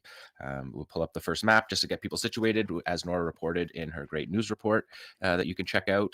This is day 61 of total siege on the Gaza Strip. This is the United Nations Office for the Coordination of Humanitarian Affairs mapping. This is the same mapping as last week. They haven't updated this map, but the Israelis have pressed their buffer zones. And as we were just talking, the Moreg corridor that runs between Rafah and Khan Yunis in the south. And we are going to start this week in the north. The Israelis said that they have carried out more than 2,000 airstrikes as of today, and they have killed 2,300 Palestinians, including 700 children, and wounded 6,000 more since the resumption of fighting on March the 18th. The siege of Gaza goes 2 weeks earlier than that, to March the 2nd. So if we take a look at the next map, we can see a zoom in here on northern Gaza. And this is the three battlefields that we'll be talking about, battle spaces. They're not really battlefields still yet. The Israelis are in the corridors, they're in the buffer zone, and they're not very often encountering built up areas at this point. But the key areas of operations that we covered last week were in the upper right corner. There is Beit Hanun on the northeast side of Gaza with the buffer zone you can see in purple overlapping with the orange, which is the displacement orders, no-go zones, and the resistance operations were in that upper corner. They were within 200, 300 meters of the fence, and they were effectively behind Israeli lines, which have pushed up to the edge of that purple. And we're going to focus on that as well this week. So more than 70% of Gaza is now buffer zone or no-go zone. 500,000 have been displaced since the March 18th resumption of the war. The war began on March 18th again with a midnight attack, a surprise attack during the ceasefire. Israel reneged on it by carrying out 80 airstrikes in less than 10 minutes, killing more than 400 people, 170 of them children. Since then, 500,000 people have been displaced in the 6 weeks, and we are now in a situation where 1.9 million people in Gaza are living in tents, living in fabric, or living in shelters. We know those shelters have mostly been destroyed, so even when you're living in a shelter, it's in a tent shelter in the sneak schoolyard attack on babies. Bomb. So we're going to focus on Beit Hanun right now in the upper right corner. As I said, last week we watched Breaking the Sword ambush. It was a tunnel ambush that was executed in the buffer zone. Get that children's it was hospital called Breaking no the one's Sword looking. as a play on the Israeli campaign names after October 7th. The Israeli military called the war Swords of Iron is what they called, what the Palestinians call Al-Aqsa Flood. And then the March 18th massacre, they called the Strengthened Sword Operation. So Breaking the Swords has been Qassam's named for the series of ambushes in Beit Hanun. And Beit Hanun, to remind viewers, was the first place the Israelis invaded on the 27th of October, 2023. And then the days before, the months before the January 2025 ceasefire were focused on Beit Hanun. And there was a series of operations that I showed you on this program, dozens of operations, ambushes of death series that showed all kinds of operations against the Israelis that took a devastating toll on the Israeli military and really pressed them into the ceasefire that had been on the table since December 2023. And the introduction of the Trump administration allowed them to reach back for that ceasefire, but it was really the resistance operations that pressed them into that position. So if we look at the next slide here, the Breaking the Sword ambush, the first one we watched, this is the fighters. We watched this last week. You can go back and watch the segment. I broke it down at length last week. But these are the fighters emerging in the thicket, out of a tunnel 300 meters from the fence behind Israeli lines in the buffer zone, still in the so Gaza bad Strip, though, like 300 meters from the fence. So you can see we saw a squad of six, at least cartoonishly six, you can see on evil camera, every come out single and day. carry out this ambush against an Israeli convoy. And they used this thicket, which you can see if we look at the next slide. You can see how they concealed themselves within this overgrowth, the spring growth in Gaza. Beit Hanun is an agricultural area. The buffer zones are agricultural areas. The Moreg corridor is an agricultural area, as you heard earlier on in the show. And so the fighters are using this. You can see in the upper right corner of this slide here that's facing you, you can see a fighter almost completely concealed, wearing camouflage to hide in this thicket. And so the Israelis this week carried out an operation. If we look at slide number 5, Channel 12 reported on this, that the Israeli military on Monday began to burn agricultural fields around Beit Hanun because they thought they had found all the tunnels. That was the operation of the 252nd Division. Their operational mandate was to find the tunnels in the Beit Hanun area. So Operation Breaking the Sword clearly demonstrated that they did not find the tunnels, because that operation was carried out through a tunnel, according to the Israeli military, all of the operations that they have faced since the resumption of war have been tunnel-based How did operations. they not find the tunnel? So in their infinite wisdom, they probably asked Felipe and he said no. Burning the He fields probably in hopes refused. that will expose the tunnels. So They can't use the Biondi protocol. Seawater, gas. We heard about all of their explosives that they've used for the tunnels. None of them work. The tunnels still function after 18 months. I'm not doing of a war. genocide. The tunnels are still functioning, and you can't destroy tunnels by burning fields. But this is a very symbolic visual.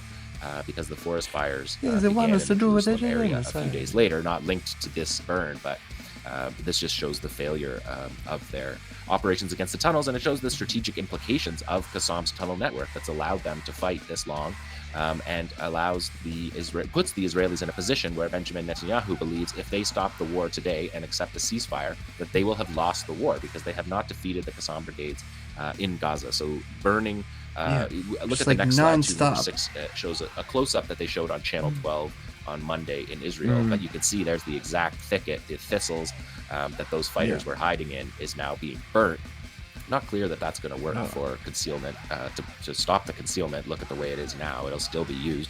They'll probably just wear a different color of shirt. So there was a second different color shirt ambush here that I'm going to tee up here. We aren't able to show you the full video. It's a twin sniper operation, something that we've seen a couple times throughout the war, but where two Al Ghul sniper units target the same place. So you have two snipers in different positions targeting the same Israeli force, and that's what we see in this video here. But we've had to it's crystallized into something pure, prevent like from being taken down. But you'll remember from last week, solid hydrogen through the fields, and then these RPG attacks on the Israeli position with the Jeep upside down. There was 3 killed, at least 5 seriously wounded. And here's the Breaking the Sword ambush part 2 on the screen. The fighter says they carried out a double sniping operation against soldiers using the Qassam-made Al Ghul rifle against new positions in the buffer zone. And here's the 4 spots that we have blurred out the soldiers, and here's the twin Qassam Al Ghul snipers. One of the sniper operations, it said, was not on film. Here we're seeing standing on top of a Merkava tank, you have these tank driver and a Special Forces Yahalom tunnel unit soldier standing on top of the tank. Both are hit by sniper fire, and then the Yahalom unit officer comes and climbs on top of the tank to help the 2 soldiers who are wounded, which is something we don't see very often. Usually the soldiers run after these sniper attacks, but the Yahalom soldier climbs on top of the tank, and now there's 3 of them on top of the tank, and they're hit with a single round, which we've also seen. A single round hit 2 people, and the Yahalom officer ends up feet in the air going down into the turret hatch of the turret, which is an iconic shot that we can't show on here, but it was the source of a Qassam poster after the fact, and many pictures of it with the boots in the air as he's going down into the tunnel. Abu Obaida, the spokesperson for the Qassam brigades, released a message about this operation where he said, "Our fighters continue to fight heroic battles, carry out well-planned ambushes, and lie in wait for enemy forces to inflict certain death on them at the time, place, and method of our choosing. The exploits of our warriors in the field from Beit Hanun to Rafah is a source of pride. They are feats of military prowess that serve as an example for the next generation of our nation. Our fighters in combat zones and defensive ambushes are ready for confrontation and have pledged to remain steadfast until victory or martyrdom." And that is the point of these operations. The Israelis haven't moved into any built-up areas for these operations until this week. And this week we saw the first operations. Last week we saw operations in Tufa in eastern Gaza City. If we look at this next map, you can see the evacuation notice for Zaytun, Shujaiya, and Tufa. These are on the eastern edge of Gaza City. And they announced that. Last week we saw the first Yasin strikes against tanks and armored bulldozers, and we could see from those operations that those bulldozers and tanks were right on the edge of town. This week there was a number of operations in Tufa. There was a Yasin strike versus tanks. There was anti-personnel IEDs in Tufa as well, and a number of rocket artillery operations and a second series of Yasin strikes. So we're starting to see that when the Israelis push into built-up areas, the resistance is there waiting for them, as we've seen all throughout this battle. They don't run around chasing the Israelis. When the Israelis move into combat zones, which have been moved, civilians have been moved out of these areas, and they fight. And this next clip is actually an interesting one. This is from the Israelis. This shows a Yasin round from their point of view. This is from their tank commander's display unit. The camera is on top of the tank, and you can see from that upper floor window, we're getting an elevated Yasin strike that appears to hit at least the 360-degree panoramic camera that the commander uses and the gunner uses for their sights. The Israelis showed this clip, and then camera they for their attached to the other sights? side That of the sucks. clip. This is just a 10-second clip. The other part was an airstrike I on a wish my building. heart was a Didn't seem diamond. like didn't show any connection between this building being hit. But that's what, from their point of view, the Israelis put more these like a, videos out. They believe that they're showing successes when like a really they're showing their souffle. tank likely being penetrated here. And then the response isn't know. Actually, I tank don't know. fire from the tank that's hit. It's an airstrike that's many minutes later, more than half an hour later. I feel like I don't think about my heart a lot because because I don't want to. so that's an interesting shot. We haven't fuck seen with it. that shot from the inside of the tank before. If we look at number 11 here, we have Surreal al-Quds using improvised launchers here. These are Like rocket fucking artillery that we watch them fire give every myself a week. heart murmur or But something. instead of launching them on a trajectory in Tufa, you can see they've made a makeshift launcher, and they're going to just fire it directly at an Israeli military position in Tufa, which is something that they have done before. We've shown them using this tactic before, but as you can see, it seems very effective. They hit the exact spot that they want with an artillery rocket that normally is fired on a trajectory arc. But they fire it directly at that position. Also in Shujaiya, there was a significant battle that the Israeli military said this week was the toughest battle since the war resumed. It was a 2.5-hour gun battle between the IDF and border police who were operating undercover, and the undercover unit moved into Shujaiya, and as soon as they moved in, they were hit by a tunnel ambush that killed the initial fighters, the Israeli fighters, and then set up a 2.5-hour battle to try to extract those soldiers that were killed at first. So like I said, the IDF said it was the toughest battle since the war resumed. Yadio Aeronaut, the Israeli newspaper, talked to the IDF, and they said there was a multi-layered tunnel ambush where 5 cells appeared one after another, targeting reinforcements, not allowing the Israeli military to get in. It was Yasin strikes, it was snipers, it was small arms fire against the Israeli units coming in. It took more than 2.5 hours to extract what was supposed to be an undercover ambush that was outed by a counter ambush by Qassam. There was multiple Israeli killed, including a tank platoon commander from the 401st Armored Division. That's the Iron Tracks Division that the Qassam brigades have pointed out the casualties from. We'll that get to that are next. significant. I don't think it's going too good though. Battle. So that is Shujaiya and Gaza City, eastern Gaza City. We've looked at the north. It looks a here, lot and like after this so we'll far. move to the south. This is the map of what it looks like. I mean, the Rafah bombs. is I mean, completely there's cut no off. It soldiers. is, no-go zone, no population in Rafah. It's been completely depopulated, and the Israelis are in there knocking down whatever buildings killing lots of remain from civilians. before. In the bottom of that Dude, image, below they the took Rafah targets crossing off there, that's Twitter where the Kerem other day. Shalom is the main crossing where food was coming in before the 61 days. They'll obviously deny it, but like the guy who posted it owned up to it, right? He was like, I think they used my Twitter post to bomb this guy's house, and I was wrong. There were civilians there. In the Philadelphia corridor, which is the purple line at the bottom. They along just the border looked with up at Egypt, like and then the Morag OSINT people on Twitter were posting, and then they bombed those targets. It's fucking, oh my god.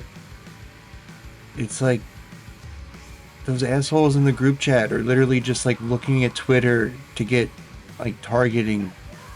They don't know fucking jack shit about Yemen. Or if somebody did know anything about Yemen, they were fired, you know? Like they weren't like loyal enough to Trump, so they got kicked out. corridor. that they're carving is up along that dotted line, essentially, that you see cutting Khan Yunis from Rafah. And there was a complex resistance operation in the Philadelphia corridor on the western side of the corridor this week, IED and small arms complex ambush that wounded at least 4 IDF soldiers next to Tel Sultan. Tel Sultan is on the western edge of the Philadelphia corridor. And also this week, during a promotional video for a new artillery rocket, they destroyed their port, I think, right? Have been using in the Morag corridor.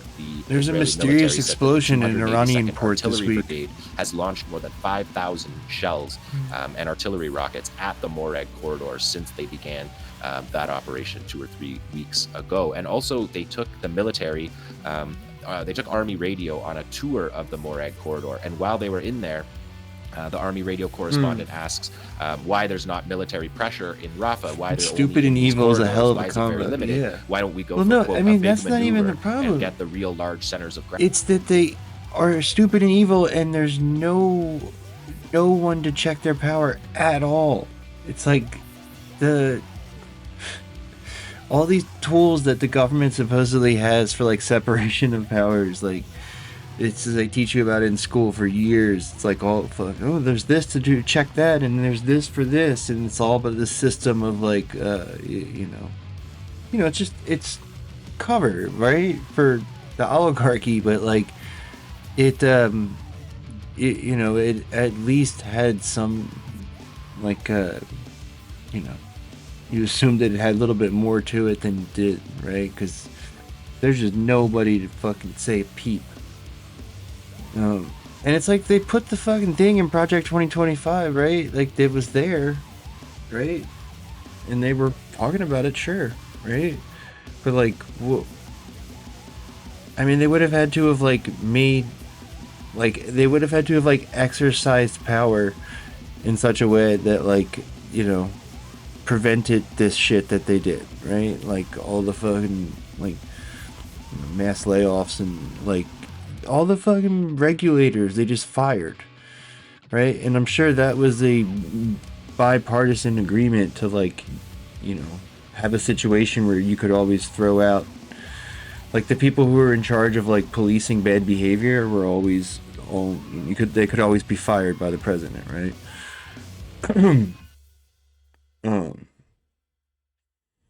Yeah. Well, yeah, theoretically you'd have like challenges in court and Congress should be pissed off that this tariffs are their responsibility, right? They're not allowed to just raise tariffs. They claim that we were at war with like the entire world basically, right? It's psychotic. There's no way that'd stand up to even the slightest bit of scrutiny, right? But they're all like, like the Republicans are all cucked, right? Like Musk has threatened to primary people if they give a peep, and the demon rats are just stupid. Like they want to, like, a lot of the stuff he's doing they don't want to be seen fighting about, right? Like the Palestine stuff, right? And like every time they try to say some shit about the migrants, then Trump is like, oh, fucking gang members, and the Democrats love gangs and dumb shit like that, and the demon rats fold every single fucking time, right? They're like, they can't take the heat whatsoever. They don't understand, like, that's not for them. Your job is to fucking put your message out there and, say the right things. Like, don't say dumb lib shit. Don't try to fucking play, like, cable news, like, game show bullshit. Just fucking post, like, accurate information about, like, how you plan to fucking, challenge this bullshit. And, I don't know, I honestly think that, like, their decision, like, there was, like, a party-wide memo that was, like, don't fight Trump, right? Because they correctly understand that, like, most of their attacks on Trump end up being, good for him, right? Like, there's, like, a net positive, like, generally everything they do, it, like, hurts them more than it helps them. So they were just like, oh, I'm just gonna not say anything. And that's not the correct lesson, right? The correct lesson is don't attack Trump for dumb lib shit like conspiracy theories and whatever cable news nonsense. Like, there's so much legitimate things to attack him for. You don't need to, like, make up this shit about, like, the democracy or whatever. I don't know. It's like I'm constantly at a loss to, like, could they be this stupid, or is this just, you know, just like literally like what they've come up with? I don't know. The fucking propaganda in this country is next level. Like, they really do a number on you, and they got it. Like, there's so many different avenues to fucking catch the brainworm, right? It's everywhere. Everything's a coal sack. Gravity of Qassam. And here he says is perhaps one explanation. The commander of the 205th 100, Brigade and then the vice president's the tiebreaker. Is the only reserve brigade fighting in Rafah, and it reveals that of his fighters that have reported, barely half to 2/3 have reported back. So you have half of their reserve soldiers have not come back to continue. You're like the fight. approving all of his appointments and shit. Either AWOL or on approved leave. Because they can't handle the war lasting this long. Exactly. So that's they what he's don't have doing. a fighting force to carry out. Just everybody else is fucked, and then you have to go to him for fucking permission to So that's why we operate. get these operations in the buffer zone. That's why we get these promotional videos of new weapons, because the Israelis aren't actually fighting in these areas, in these concentrations. They're not fighting. DC has a Qassam rep. is in the same strength that they were before this. The war is against civilians. If we look at the next slide, this was a rescue operation that Qassam They have released a this week. representative, right? They said that the Israelis They, bombed a site where their captives, or the prisoners of war, who are all soldiers at this point, so Israeli prisoners of war. And Abu Ubaidah told us early on that they were not going to move captives from the areas that Israel put under evacuation orders.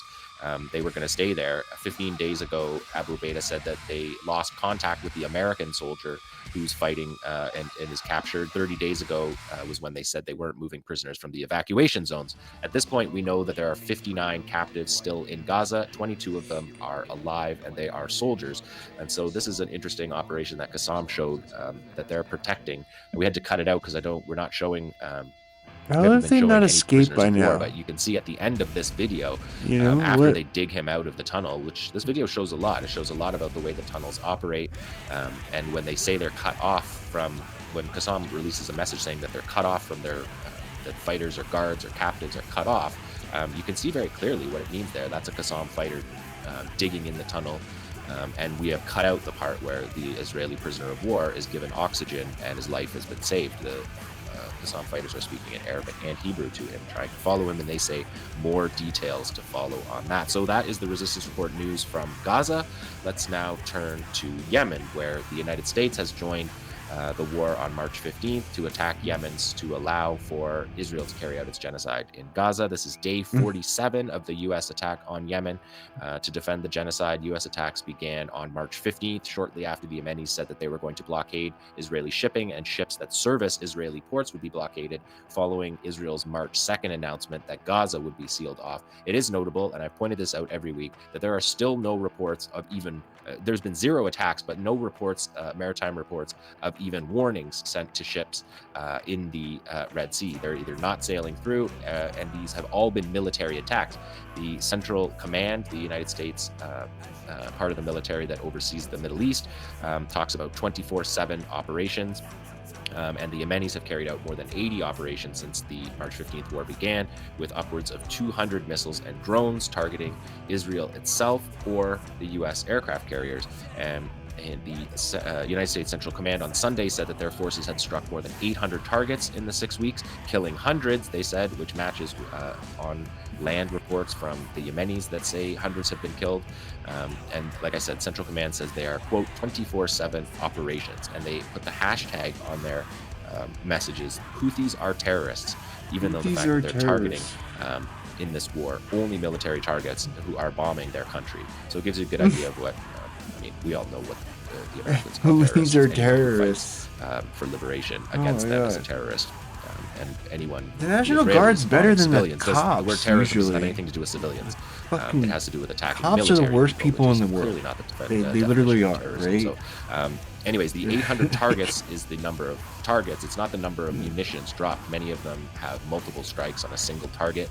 Abdul Malik al-Houthi, the leader of Ansar Allah, said that there's been more than 1,500 airstrikes since March 15th, 220 per week. The strikes are carried out by fighter jets on 2 aircraft carriers that are in the region, which we can see from this first map. We'll show you the area that we're talking about. The Bab el-Mandab at the bottom is the choke point going into the Red Sea. In the upper left is the Suez Canal, and you can see Israel there above Saudi Arabia and Jordan, the target for the missile and drone attacks from Yemen. And the American warships can be seen. The American warships are, one of the aircraft carriers is in the north of the Red Sea, almost up at the top, more than 1,000 kilometers from Yemen, and the other carrier, that's the USS Truman, and the other carrier is the USS Carl Vinson, and it's in the Arabian Sea, about equidistant as the Truman on the other direction, staying as far away from Yemeni ballistic and cruise missiles, anti-ship ballistic cruise missiles and drones. Also yesterday, the United Kingdom announced that they had joined the war. They sent 4 Typhoon fighter aircraft to strike Yemen, which was carried out from their airbase in Cyprus. And the Pentagon admitted this week, confirmed what we reported last week on the Electronic Intifada, that 7 MQ-9 Reaper drones had been down by the Yemenis since March 15th, and there's actually an 8th one that was down before March 15th, between March 2nd and March 15th, when the blockade began. So that brings the number to 22 that the Americans have effectively admitted to all of them. I think they've been know stacking the people in charge of deploying the National signal Guard. chat that was released to a journalist. They're not we like, know how these MQ-9 Reapers are integrated into that takes the time US to strike do packages. that. They're not simply intelligence. They can fire the They bosses have in strike like a couple capabilities. weeks, And I showed, like they just you can did. watch last week's show if you missed it. I covered 2 of these drones going down, and both of the drones that went down were armed. And you could tell by the explosions that they were armed, and they're integrated into these strike packages. Earlier in the month, the New York Times fucking hogs are in commented from ice Pentagon anyway. officials. The New York Times reported Pentagon officials' comments That's like the that Gestapo. acknowledged that there had been only limited success. Like, if you're a fucking serious hog, there's no way you're not joining arsenal ICE. of missiles, Yeah. drones, and launchers that are built in Yemen. If we look at the next map, you can see the positioning from the United States Naval Institute of the 2 carrier strike groups. The aircraft carrier Harry S. Truman, and the Harry S. Truman has its accompanying guided missile destroyers and cruisers that protect it. IDF there in the North General Red Sea, and the says? Carl Vinson, as I said, is off the coast of Oman.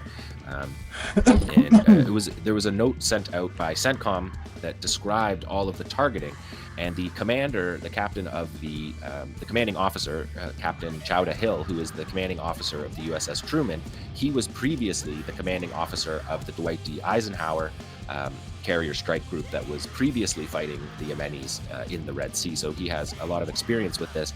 And the CENTCOM press release was long and detailed, but Chowda Hill, the commanding officer of the Truman, he pulled out one section of that, and it was this section.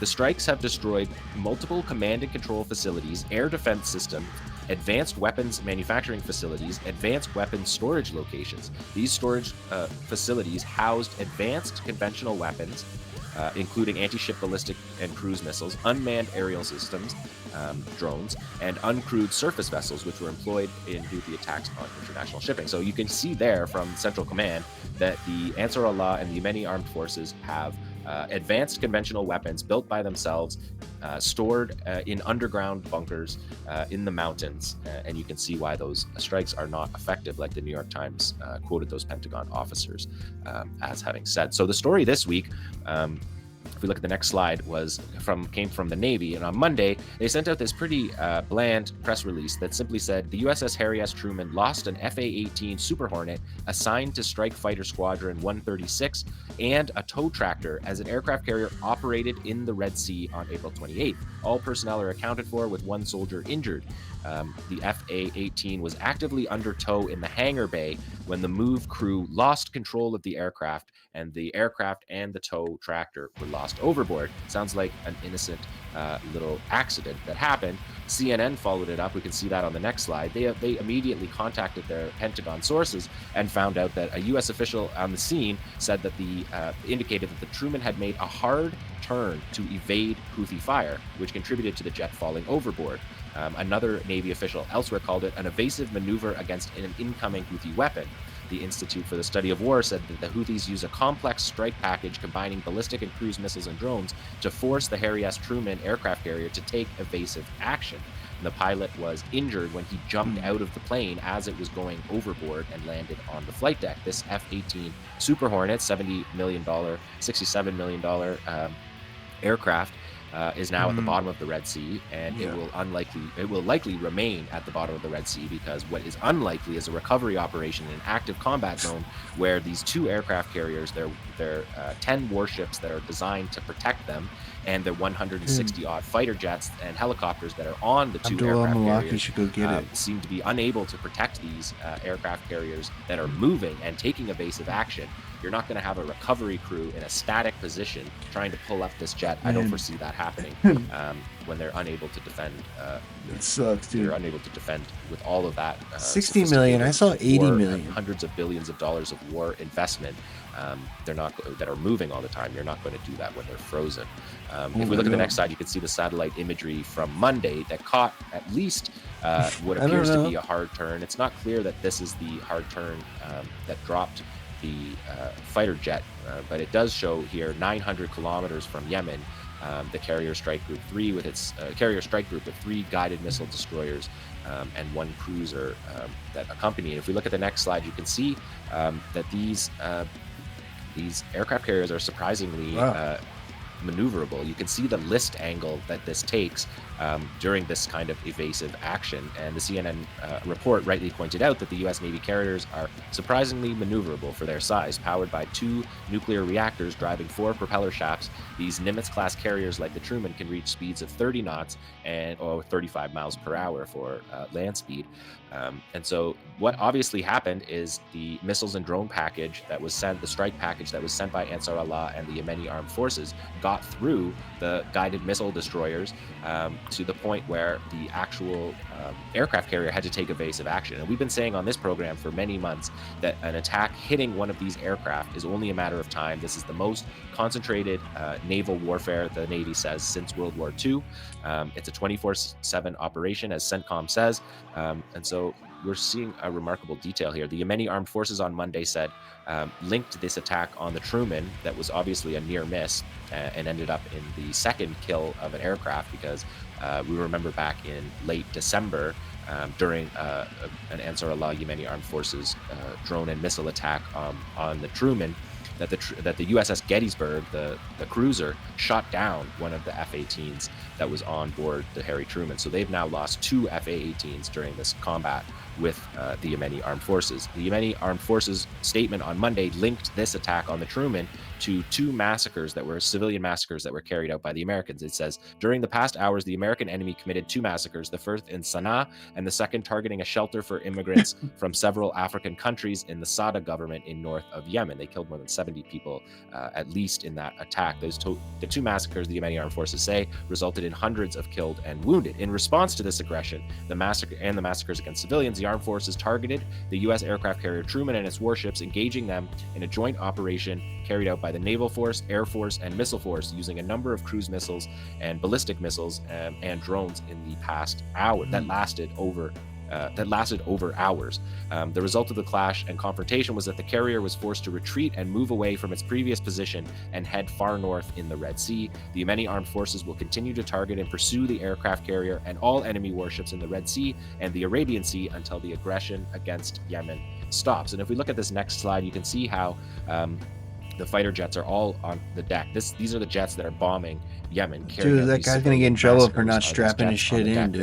This is the Harry S. Truman, what it actually looks sure like. It has like a the next seatbelt, slide, right? you can see what the flight deck is, because at any given point, half of the fighter jets, half of the 80 fighter jets and helicopters are in the hangar bay underneath the flight deck, and you can see them. They just sit right there on the edge. You can see it in the next slide as well, number 27, the flight deck.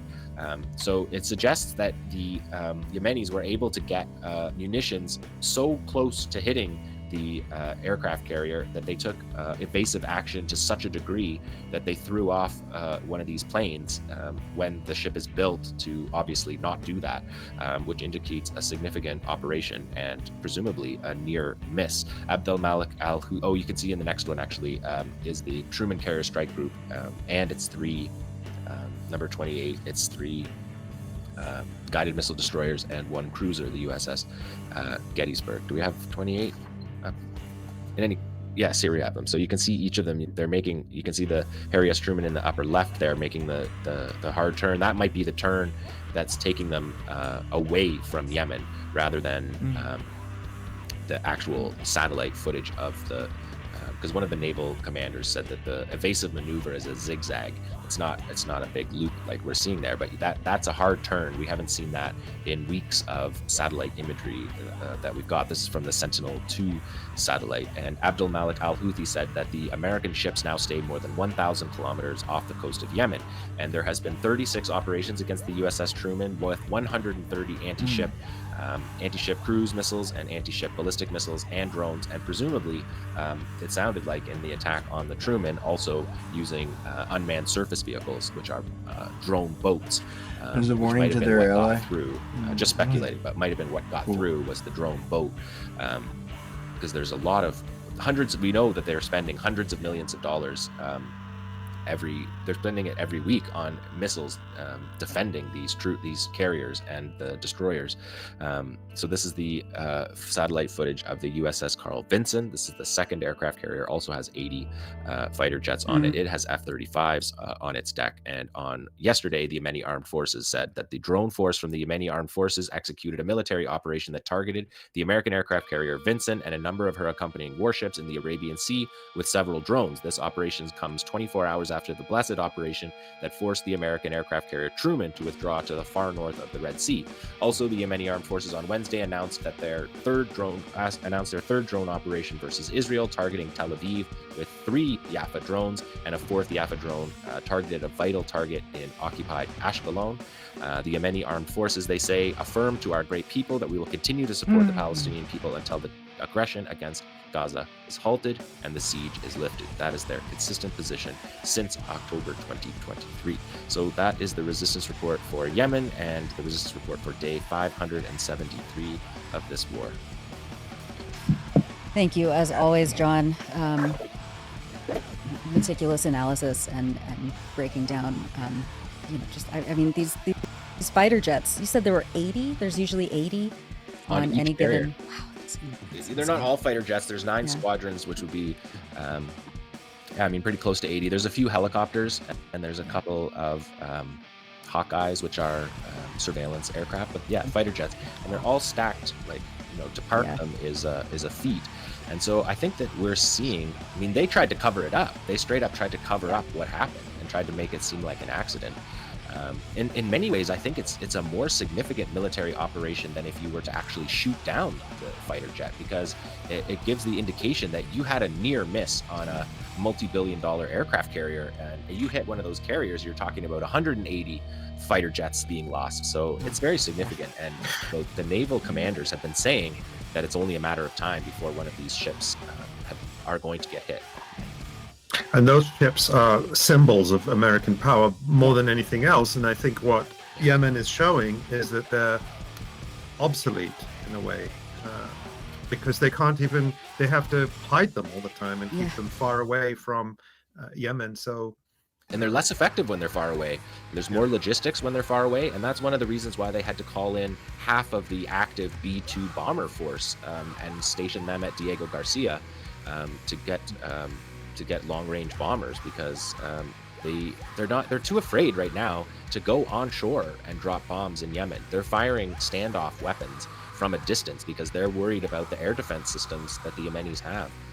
So it's quite a battle for the Yemenis. It seems like a lot of talk is about how it's just sort of a solidarity action with Gaza, but this is a very consequential military engagement that you can hear from both sides explaining it that way. The Americans are certainly not underselling how challenging this theater is, and that's why they're not. I don't think they're going to go get that fighter jet off the bottom of the Red Sea, because they can't be stationary. They have to be constantly in motion 24/7, as CENTCOM said. They're under attack.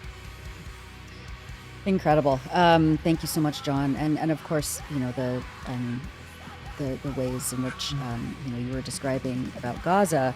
70% of Gaza is now under so-called no-go zones or direct kill zones, pushing people further and further south, and in more concentrated areas, and then of course bombing those areas.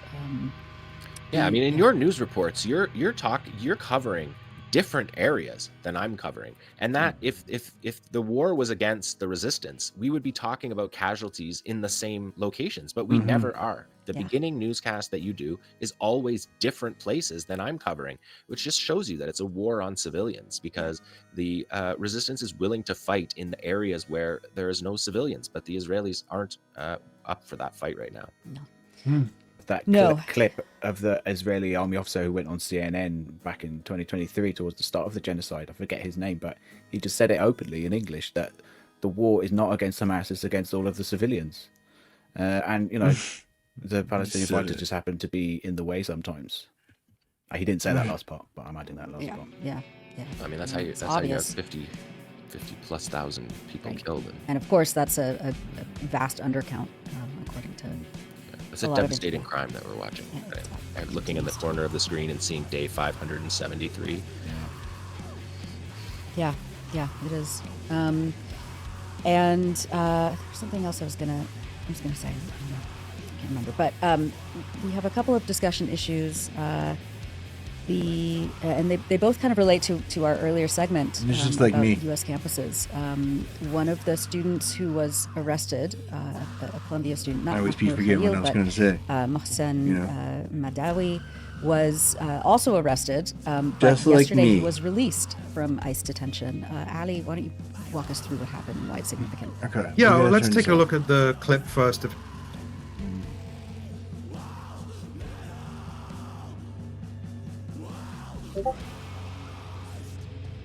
The very best of our journalists is having to work overseas. And on returning to this country, Kit Clarenberg, the best of British journalists, was apprehended by the police for terrorism, as happened to the Honourable Craig Murray, happened to Richard Medhurst, happened to Kit Clarenberg. But when you see the sheer power of his pen, you can see why it strikes terror in the hearts of the powerful. It is a powerful pen. Establishment forces in Britain. I'm very glad to say he joins us now. He is an investigative journalist at the Grey Zone, the best news site anywhere in the world. Kit, thanks for joining us. Before getting on to some of the incredible material you've been producing of late, indeed for a long time, but of late I think you have reached a real purple patch. Let me take your view as it were, an involuntary expat. Keir Starmer's facing a wipeout tomorrow, just 10 months after a landslide parliamentary majority. Where did it all go wrong, do you think? Well, I mean, I like to make the gag a farewell to Starmer of late, because I think that his goose is cooked. He is on his last legs. I don't think that he has very much left longer in power, but of course he's not in power. He's just doing whatever MI5 and MI6 and his controllers in the Ministry of Defence tell him to do. Now, as I drew attention to on Twitter, there was a little noticed report in the Times, I believe it was 4 or 5 days ago, which announced that the UK was scrapping any and all plans to send troops to Ukraine. And it had this absolutely golden excerpt in it, in which it claimed that the UK has always been opposed to deploying soldiers to Ukraine. It was France that wanted a more muscular approach. This is after months and months of bellicose, dangerous statements and commitments and pledges by strategic ambiguity that he would support Ukraine for as long as it takes, to the tune of billions per year, while pensioners are dying of cold because they can't afford their energy bills. He openly and repeatedly stated that he would commit not peacekeeping forces, but regular British soldiers to fight alongside Ukraine. This was confirmed by John Healey all of a week ago, I believe. He spoke of deploying British jets to police the skies over Ukraine. And now, apparently none of this happened, and it was all the French's idea in the first place anyway. You know, to have put himself at such a high level and to have effectively checkmated himself. You know, the only way out of that is down. Anyway. We have seen also in recent weeks the bizarre efforts to boost and amplify Wes Streeting as somehow a way of appealing to working class voters. Wes Streeting being a unctuous, charmless scumbag funded by the private health industry, who is the health secretary, came within a few hundred votes of losing his seat to a pro-Palestinian independent candidate with zero money, institutional backing or media support at the last election. If that's the best they can do, Labour are in trouble. But I might round out this section by noting, I mean, you referred to the lesser of two evils in Canada's election. In the UK, we have the evil of multiple lessers. Every single British political party remains, despite this recent development that actually, after all, there shall be no British troops in Ukraine, they remain committed to keeping this proxy war grinding on interminably at unsustainable human, material and financial cost. Labour, the Conservatives, the Lib Dems, the Greens, they are all pro-war, they are all pro-NATO. There is no choice. And Reform, don't forget them. Nigel Farage, once accused of taking the Kremlin shilling. He's right in line. He's standing shoulder to shoulder with Keir Starmer. Ooh la la was the French that done it. Such mendacity is difficult to fathom. We all saw Keir Starmer say, we saw his lips move. We saw John Healey's lips move as they pledged thousands of British soldiers as a reassurance force in Ukraine, and now they're asking us to believe they never wanted that in the first place. I've never known a British government that not just lies so much, Kit, but is caught lying so much. It doesn't matter anymore though, man. That's the thing. Yes, well, I mean, I think that they to get into power and then start purging the party of any and all progressive dissident elements, which is exactly what's come to pass in the most brutal, bloody, callous way imaginable. Although I did see that Momentum recently said, well, if you're unhappy with the direction of the Labour Party and you're a socialist, you should rejoin and attempt to push them back in the right direction, because that's worked so well on every occasion it's been tried. You know, I mean, this is, and it's quite remarkable. You look at polls.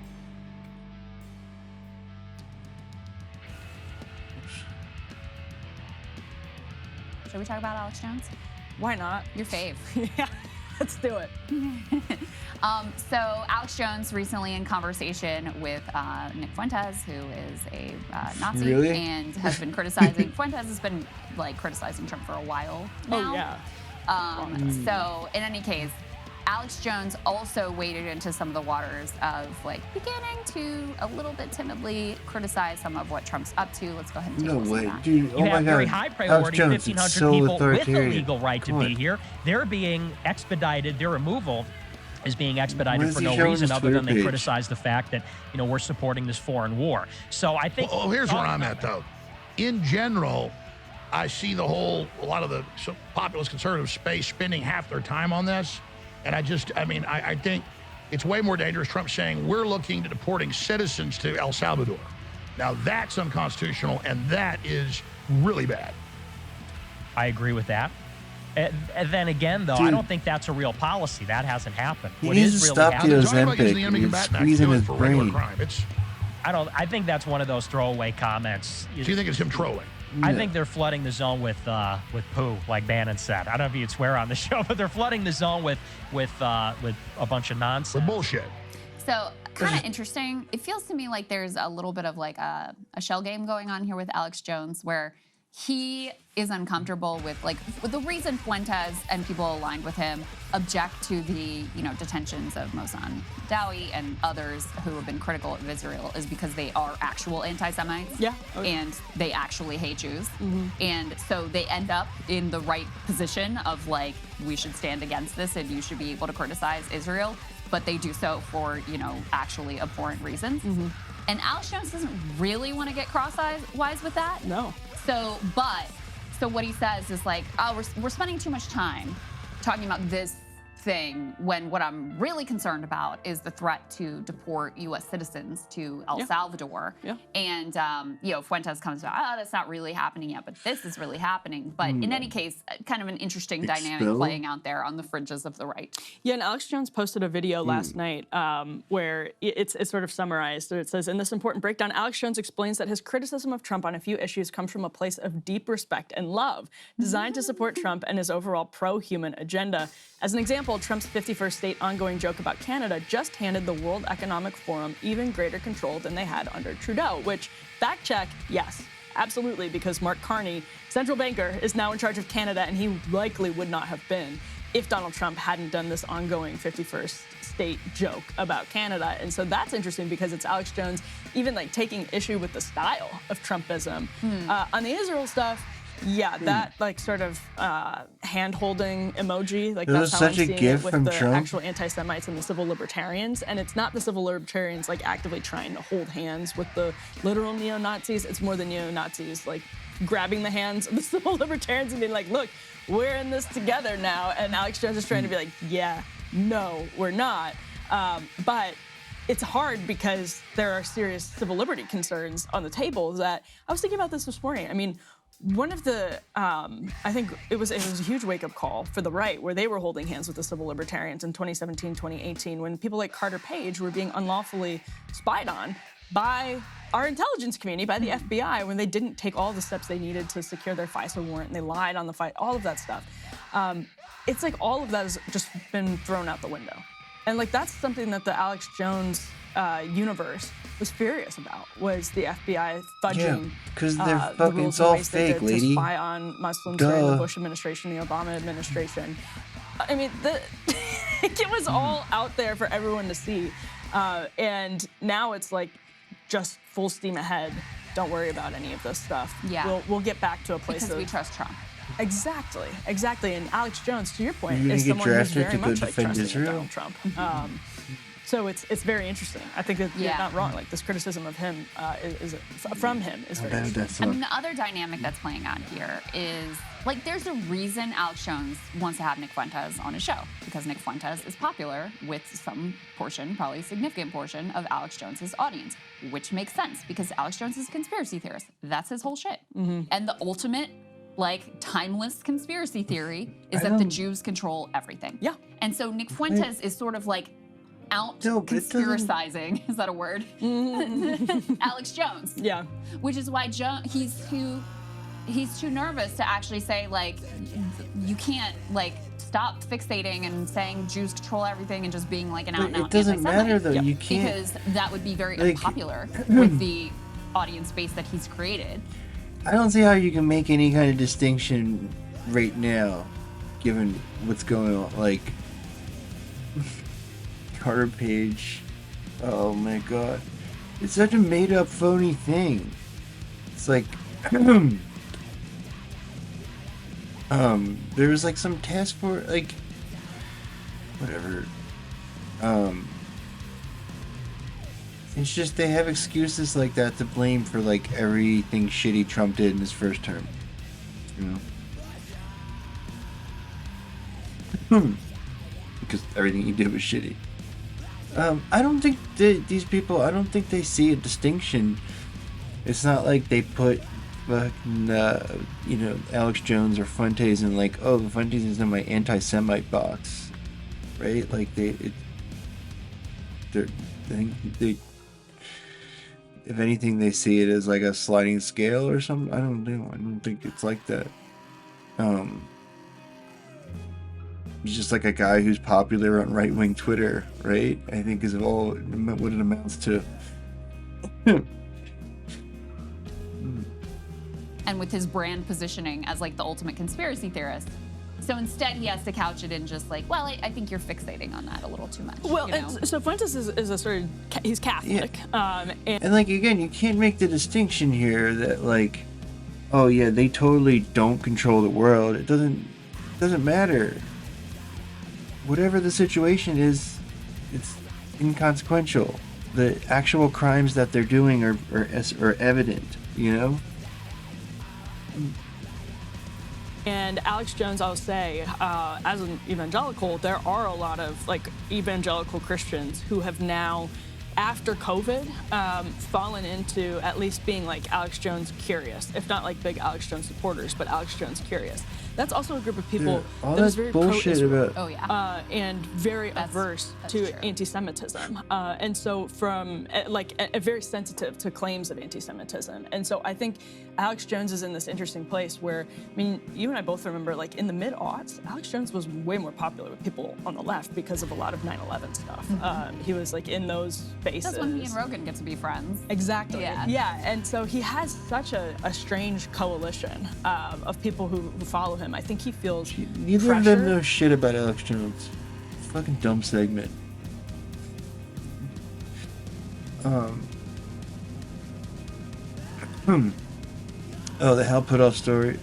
I mean, I listened to. How many of these crashed crafts? All of it.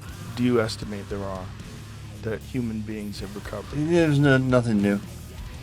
Same shit. More than 10.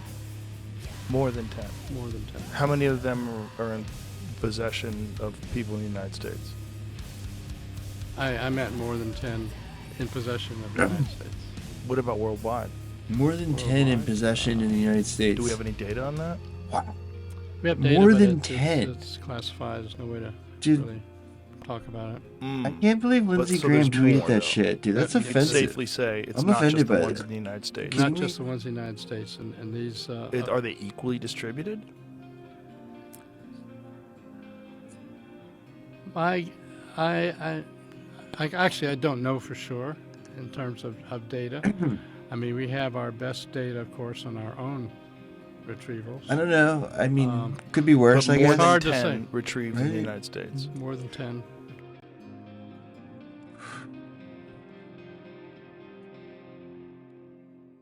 I mean,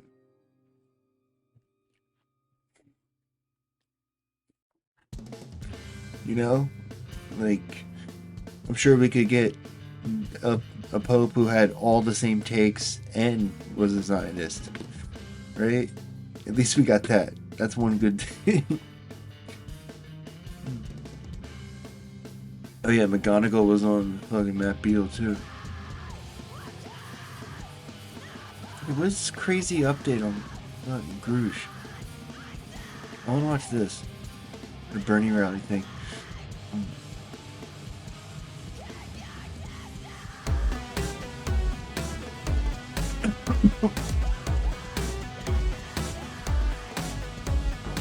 Okay, it's time for an update on David Grush in Congress, and there's some juicy stuff in here, so let's dive into it. Get in here, this is Jack with Cosmic Rude. I talk about UFOs and the paranormal.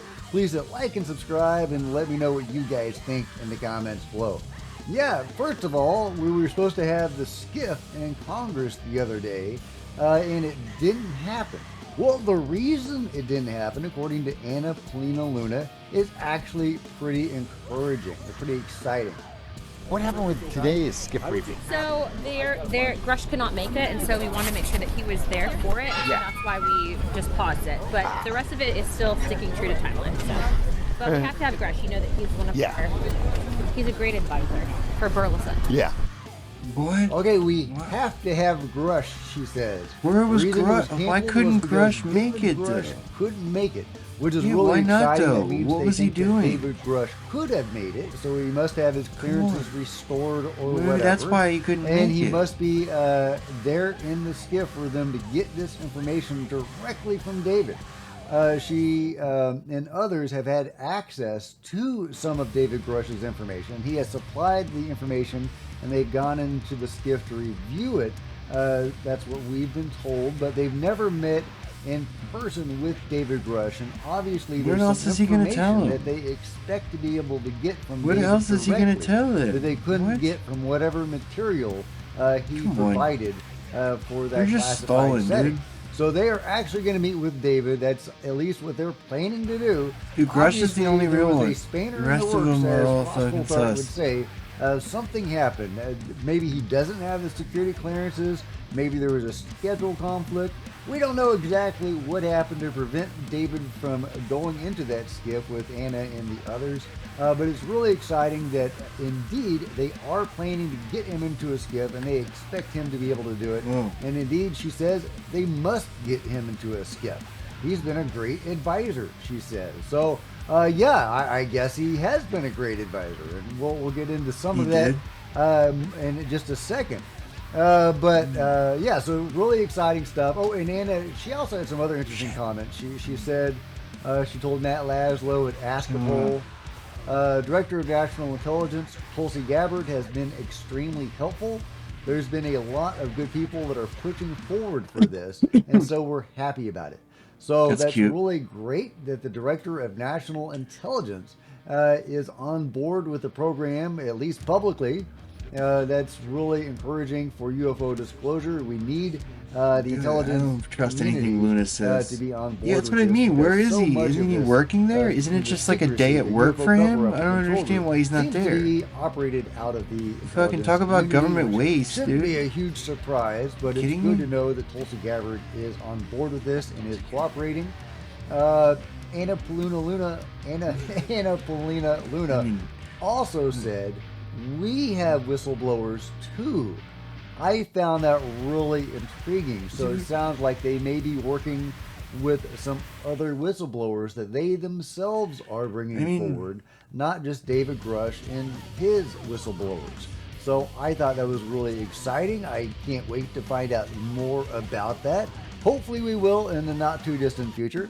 Meanwhile, in other David Grush news, it looks like the AP is censoring the biologics comment from David Grush's congressional testimony. That's right, the Associated Press. And Dude, next they're play going it to for come you. from my biologics I emote. believe, this is the Associated Press version of the video.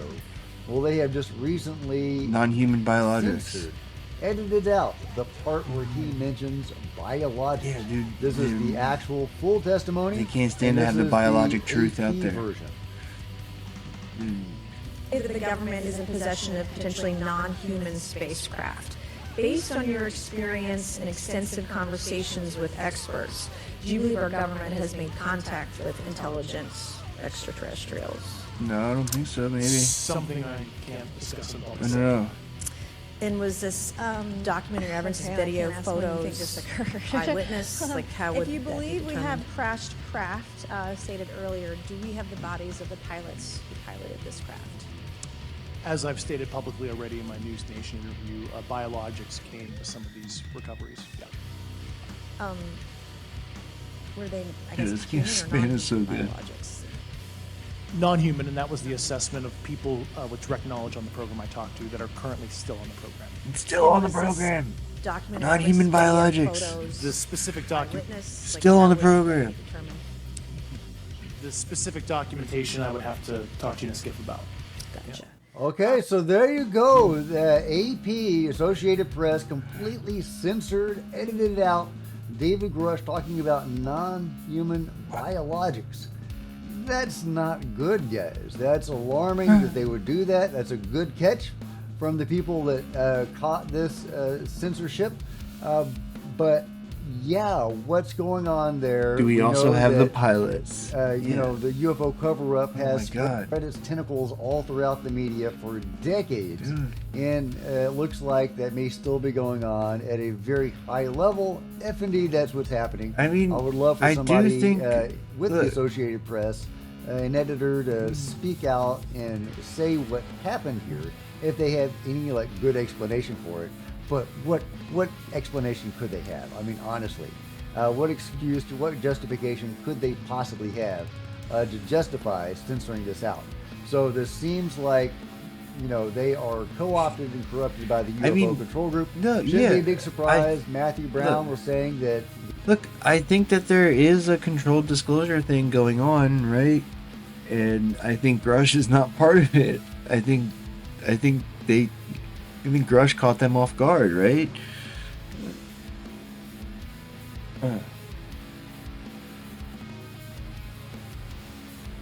Well, I do think they want to put this part back on the shelf for a minute. I don't know.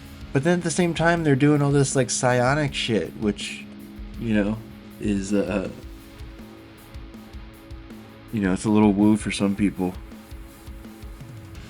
I don't know.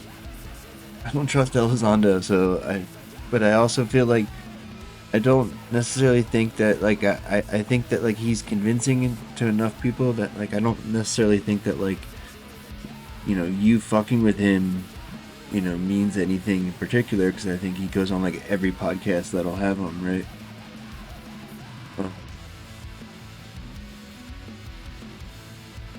But I do trust Grush, I trust this new guy, too, actually. He seems pretty compelling. And it also seems plausible, like, again, just like if I was Trump and this New York Times story came out, I would definitely tell somebody to, like, look into this, put together a folder, right? Which is what they appear to have done, right?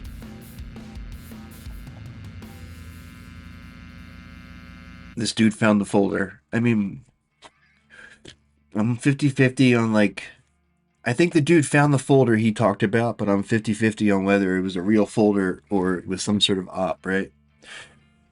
But he definitely seems scared as fuck, I don't know, like, so you think these guys are, like, it's just too many people to be lying, is what I think. It's like, doesn't really seem to be any kind of, like, government op or, like, deep state op or whatever, because it's just so extensive. And at the same time, it's like there's so many people that have to be involved in some sort of fucking lie, like, lifetime lie that they don't appear to, like, get anything for, right? Like, the incentives are, like, non-existent.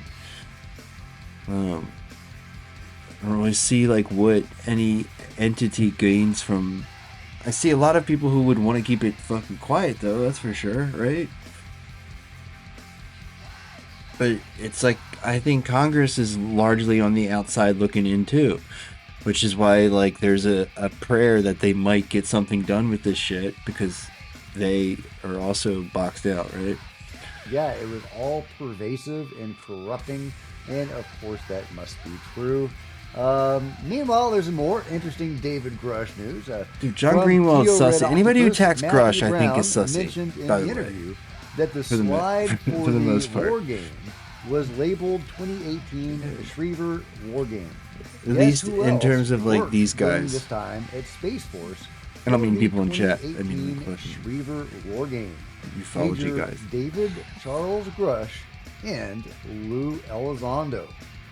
Wow. Okay. Very intriguing, right? And Jeremy Corbell has said about David Grush's past, this web announcement has been sent to me by a bunch of astute internet sleuths. Dave flew the X-37B orbital test 10 years ago, David Grush made captain in the Air Force. He was chief of intelligence for the squadron listed here. Wow. Third Space he flew the fucking X-37B? Little known fact, Dave flew the I didn't realize that had a pilot. Orbital test vehicle. So he joysticked it? All right. If you're not familiar with that, that is this guy right here. I want to say it was a prototype. I think it has a pilot, though. A very fancy space vehicle. Dave actually flew that son of a gun. That's pretty cool. I mean, it doesn't even have any windows or anything. How did he fly it? I don't know if I would want to fly something that didn't have a window. But there you go. David Grush flew it. He is a mensch. I love it. Wow. Yeah, so he's like, actually, David Grush has flown vehicles in space, guys, while working with the Space Force. I mean, yeah, wow. It is of note that this is an older publication or announcement originally under Air Force, but now is a Space Force designated military web domain. Dave left as major in the Air Force after 14 years of experience. Put that in your pipe and smoke it. And yeah, here is the list of people that were part of that. And there you go, David Grush, 3rd Space Experimentation Squadron. Very intriguing. Let's see. Space Experimentation Squadron. What a badass dude. Selected accomplishments. And you can read about his accomplishments. But there is even a little bit more here from T.O. Red Octopus. It appears that Lou and David were co-workers at U.S. Space Command, aka Space Force, Joint Command for Spaceship. From around the Earth 2010s till Lou left ATIP. And here Lou Elizondo is actually commenting on this. This is a dangerous battle That's pretty shitty. you're fighting. Lou. There are forces, powerful forces, that don't want this story told. Oh yeah. And they'll go to great lengths to keep it a secret. Look what happened to poor Dave. You know, I worked with Dave at Space Force. I don't know if that's public knowledge, but I'll say it, what the hell. He did work at the UAP top for Space Force for a very good man, a senior guy, very senior guy, by the way. And this is all in the open, so and this was acknowledged at the time. And he did the right thing. You know, a lot of our servicemen and women suffer deeply from PTSD. And until okay, well, he goes on to talk about the PTSD angle of it, but yeah, Dave, Lou working at Space Force, working the UAP. No, I mean, I do remember something about them testing it with the human pilot, though. I think I remember something like that. And this is all around the time of the Schriever War Games for some reason situation and the Immaculate Constellation stuff, which is really interesting. So yeah, I love you know, that Tio Red Octopus and others are putting pieces together on this. I think that's just super fascinating. So yeah, let me know what you think. Immaculate Constipation adds, I think it was Air Force Space Command at the time. Space Force wasn't created until 2019. Oh, and in case it wasn't clear about the connection with Schriever, Schriever refers to Schriever Air Force Base in Colorado, which was renamed Schriever Space Force Base in 2021 to align with the establishment of the U.S. Space Force in 2019. The base is a key hub. Dude, that's where the Stargate is. Operations, hosting units responsible for satellite operations, missile warning systems, and space situational awareness. Matthew Brown's reference to Schriever indicates that the war game or related activities were tied to this facility, which is central to Space Force's mission. Relationship to Space Force. The renaming of Schriever Air Force Base to Schriever Space Force Base reflects its transition to the U.S. Space Force, a branch of the military focused on space operations. So yeah, really interesting stuff, guys. Let me know what you think about it all. This connection with David Grush, Lou Elizondo, in Immaculate Constellation, the Schriever War Games. I also think that, like, David Grush flying around in space. They probably have one of those on The standby, censorship of the right? AP, Like a shuttle type the thing. possibility of David Grush going into a skiff with members of Congress. Like, Let me know what you think about it all in the comments emergency below. Like space and missions or subscribe, hit the whatever. bell to be notified. That's the kind of shit they could future sell videos. as like, You don't oh, miss we a need thing. this. Join me on social media. There's Facebook, Twitter, Discord, and Rumble links below. Love to see you guys there. If you want to support Cosmic Road in a bigger way, consider grabbing a t-shirt or a coffee mug. Like a in the human merch rated store below. X-37B. Become a channel member. Channel members are rock Some stars. secret and I runway really somewhere. appreciate you guys' support. Thank you. Meanwhile, there's plenty of other videos on the channel, and I'll see you next time. This is Jack with Cosmic Road, signing out.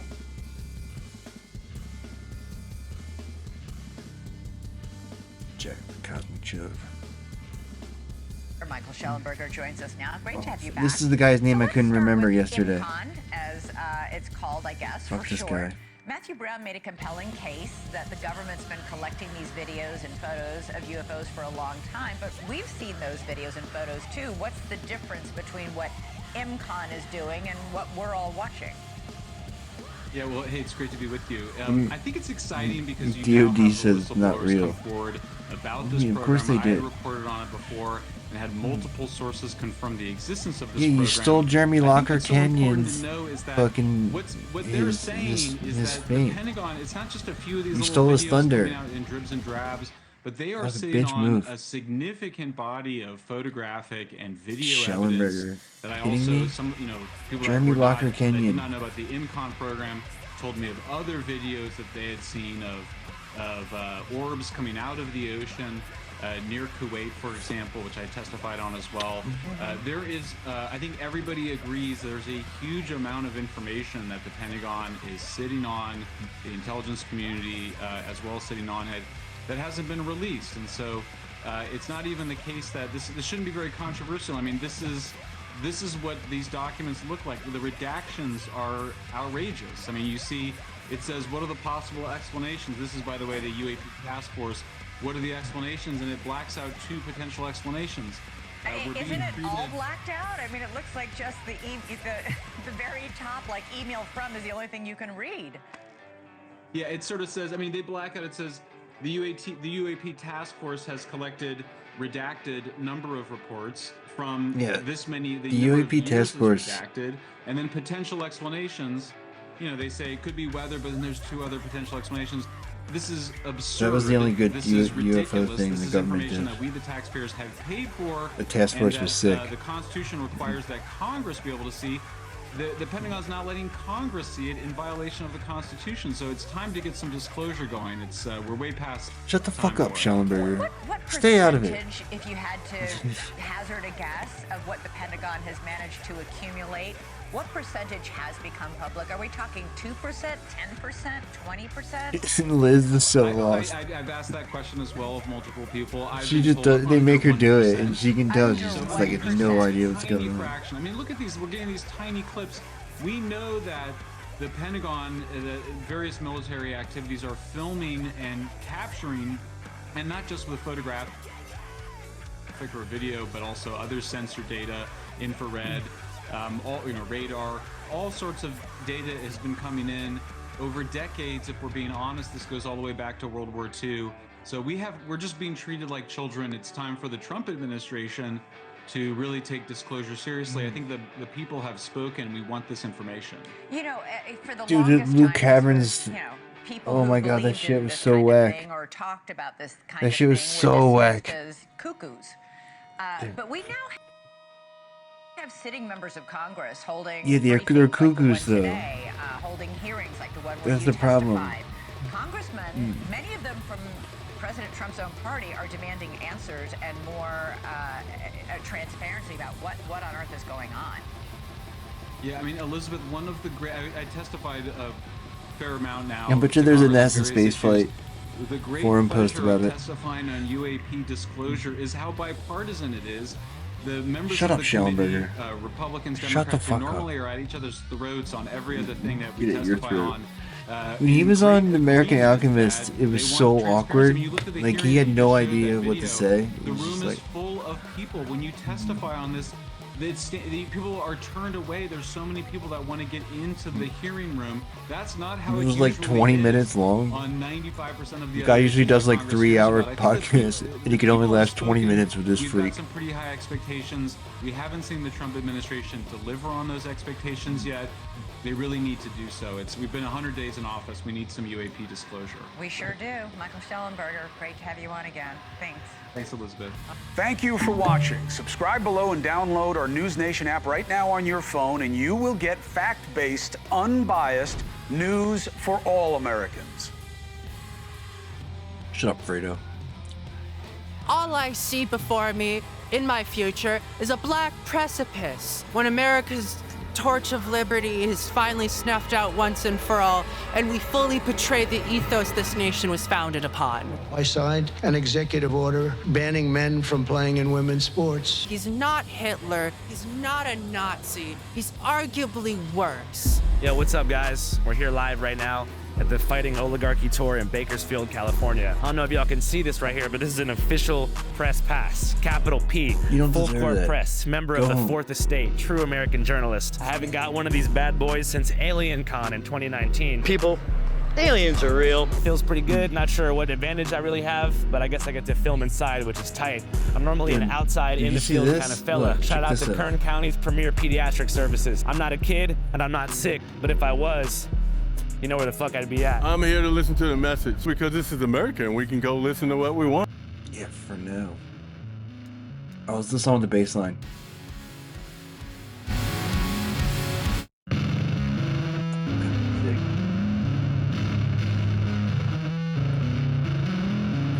Are they from multiple species?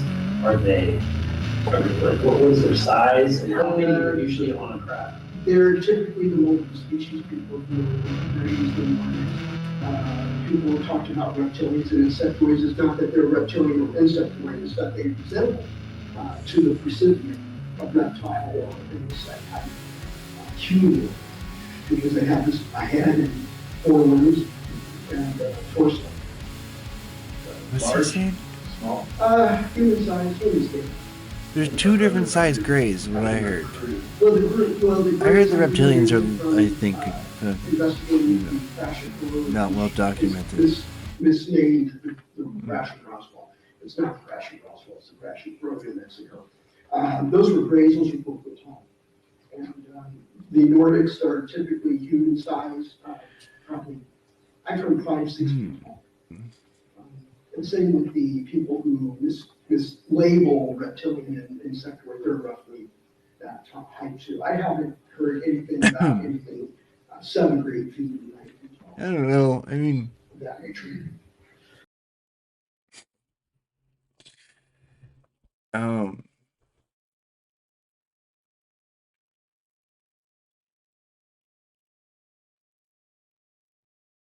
Would you suck off Bin Laden? I mean, I don't think Bin Laden did 9/11. Like, I think, you know, that was a little bit more complicated.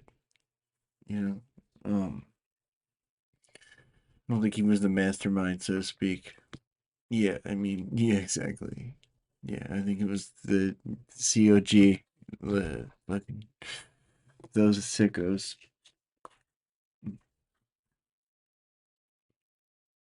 It was like, damn, this world looking mighty peaceful. It'd be a shame if somebody shook it up. Man, I guess. I mean, shit. Y'all don't understand how bad that was. Like, it really fucked everything up.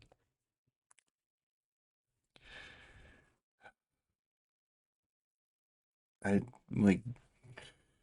was like palpable. I had just moved to New York like the month before for college, so it was like palpable. Like the next day, it was like different fucking city.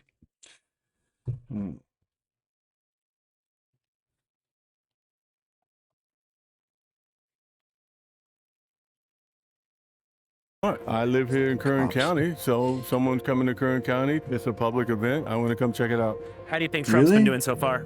I'm not a fan of Make just America throwing great. tariffs around. You know, you have to be real careful with that. You think Bernie's an American patriot? I think he is. Wow. They believe in this country. I don't agree with a lot of what he says, but I think he has the right to say it. Bernie would win in 2016, Bernie would win in 2020, Bernie would win in 24, and Bernie would win in 28. Do you think he would have beat Trump? In my heart. I don't know if we're there yet. It's really hard. It's the same thing with Kamala. I feel like to vote for somebody that people see as radical as Bernie Sanders is, What are you talking about? I don't know if he would Of course have he beat would He have calls won. himself a communist. Well, I don't know about that. I am a socialist. Socialist, yeah. Yeah. And that kind of concerns me too, because when it comes to socialism, you're just one step away from communism anyway. What do you mean? I'm a Communism is capitalist, the goal, I'm a yeah. conservative. I'm That not should a be socialist. everybody's I don't goal. believe in socialism. Socialism has never don't know worked what in that this world. means. You Well, don't I know think what that social means. democracy has worked, but full-blown authoritarian socialism has always failed. Right, but we are a constitutional fucking republic. moron. So that cuts against who we are as a nation, who our founding fathers have put out. We are a constitutional republic. But do you think our founding fathers could have Socialists possibly that don't imagined get the level of, overthrown like, are the tech good ones. billionaires that would hoard resources and how little people would be getting paid to work for them? I don't think our founding fathers could have imagined stoplights on corners.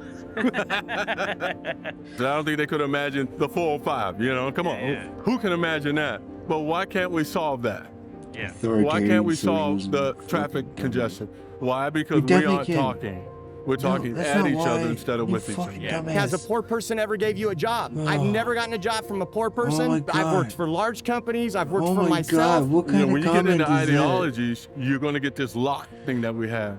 I think let's listen to solutions Why are and you put some talking to these solutions together for the assholes? American people. What do you think's the biggest problem facing America right now? A certain group of people have decided to play politics with our lives, to find the wedge issues that divide us instead of finding all the numerous ways to unite us. What do you think are some of those wedge issues they've used to divide the common public? You know, outside we're seeing, oh, abortion is murder and this and that. Another one has to do with race, DEI programs. Mexicans, Asians, whites. I'm a minority and as a white guy in the Central Valley. Oh my and God. I don't focus on that because, again, Oh my you know what? God. It doesn't matter. My administration has taken action to abolish all discriminatory diversity, equity, and inclusion nonsense. These are all values that we used to have as Americans that are being twisted and used against us. That's obscene, and it distorts our ability to engage in civics, you know, in true democracy. You know, the Democratic Party is just a corporatist party, where the Republican Party is an oligarch party. No one is for the working class man or woman. Workers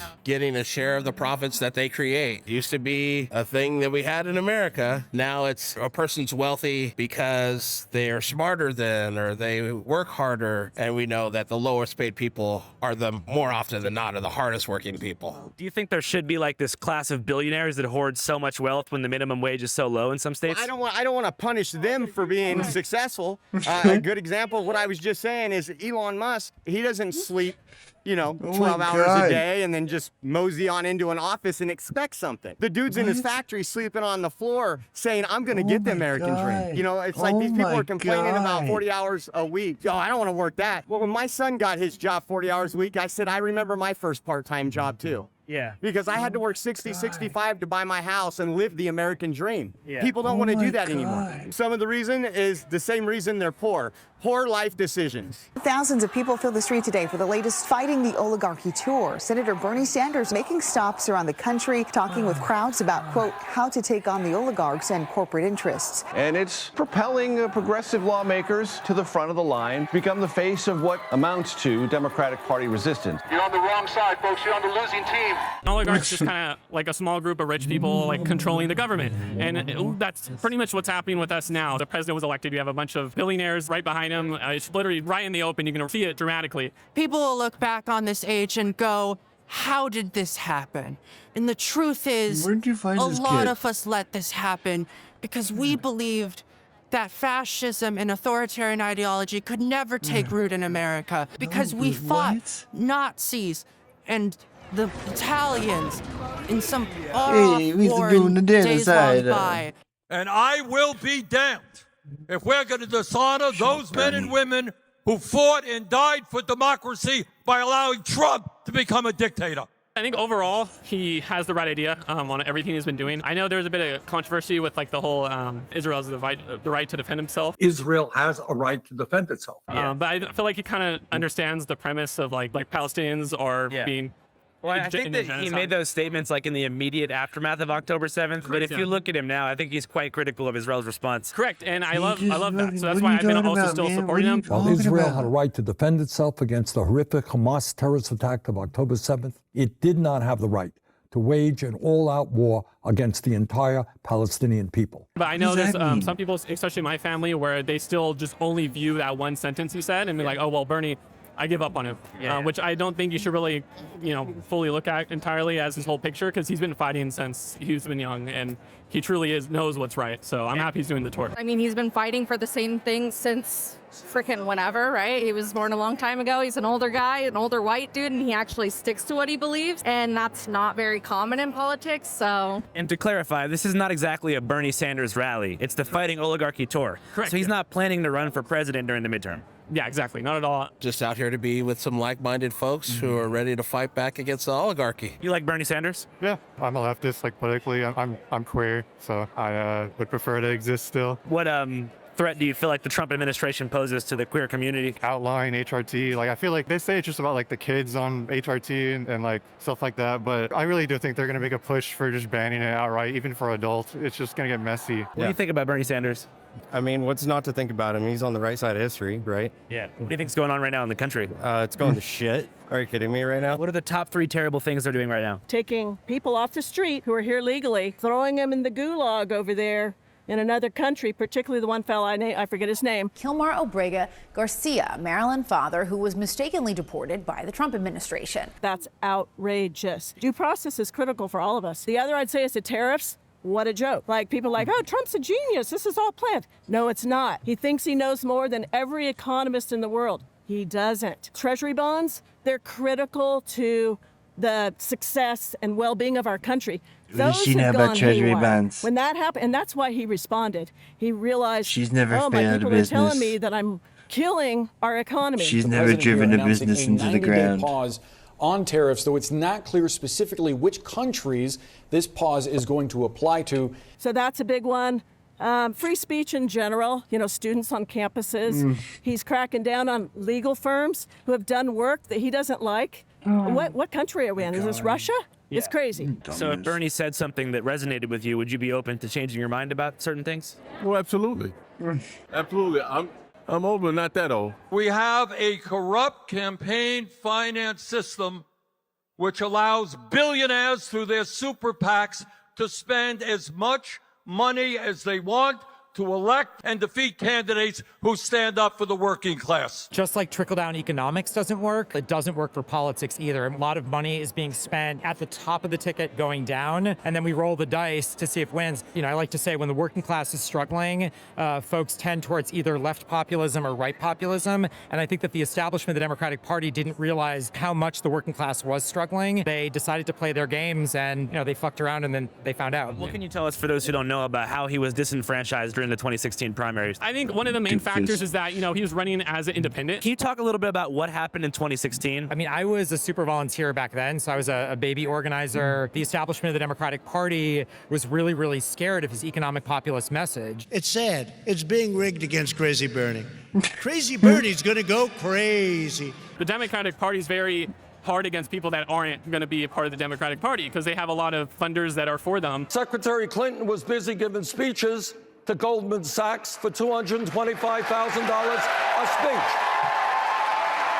So the proper response, in my view, is we should break them up, and that's what my legislation does.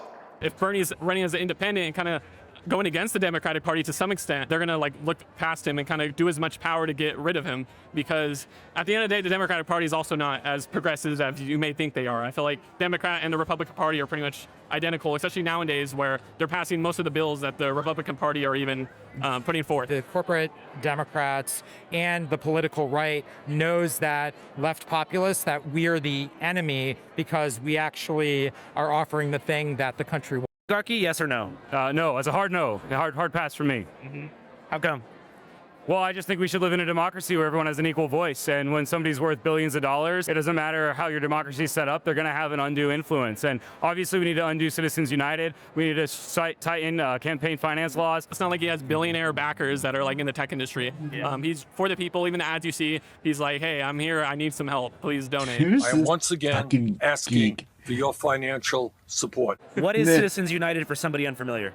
It was allowed essentially unlimited money from corporations going into PACs and other political entities. You as an individual can only donate $3,500 to me for the primary, $3,500 for the general election. But large corporations could donate millions and millions of dollars to PACs that are quote unquote independent, but that shamelessly promote certain candidates and disparage others. If you would like to become the most powerful person in Washington like Mr. Musk, just contribute $270 million to Trump's campaign. But we also just need to make sure there are no billionaires. I would love to be worth $80 million. That sounds great. But the discrepancy needs to be throttled. We can't have people that are worth more money than Jesus Christ could have made if he was making $1 million a year since he was born. So I think the marginal tax rate, once you get into the billions, should be 100%. That money should just 100% go back to the public to do public good. Oligarchs are people who have a serious addiction problem. I would say too, just that power. There's something about certain people. Well, they say what? Power corrupts. Absolute power corrupts absolutely. And I've never been in that position to feel what that is, but it's a thing. It's been around for thousands of years, but the right? question is, why do people want power? I think for me, it's a mental flaw in their brains. Do you think that the desire to dominate others does come from the fear of death? It could be that they're trying to pass it down to other generations, possibly, like Trump's family. Which is the fear of legacy dying. It all comes down to the idea of impermanence. Yeah, it could very well be. I mean, Trump for sure. I mean, he'll be remembered. There's no doubt he'll be remembered in history. He thinks he's going to be remembered as one of the best. No, he's going to be remembered as the most evil, the most horrible, the most terrible, you know. How do you feel about the people out there who are always hating on Bakersfield? Fuck them. Yeah, fuck them. But also, I get it. I've lived here a lot of my life, but there's good things here. The food is good.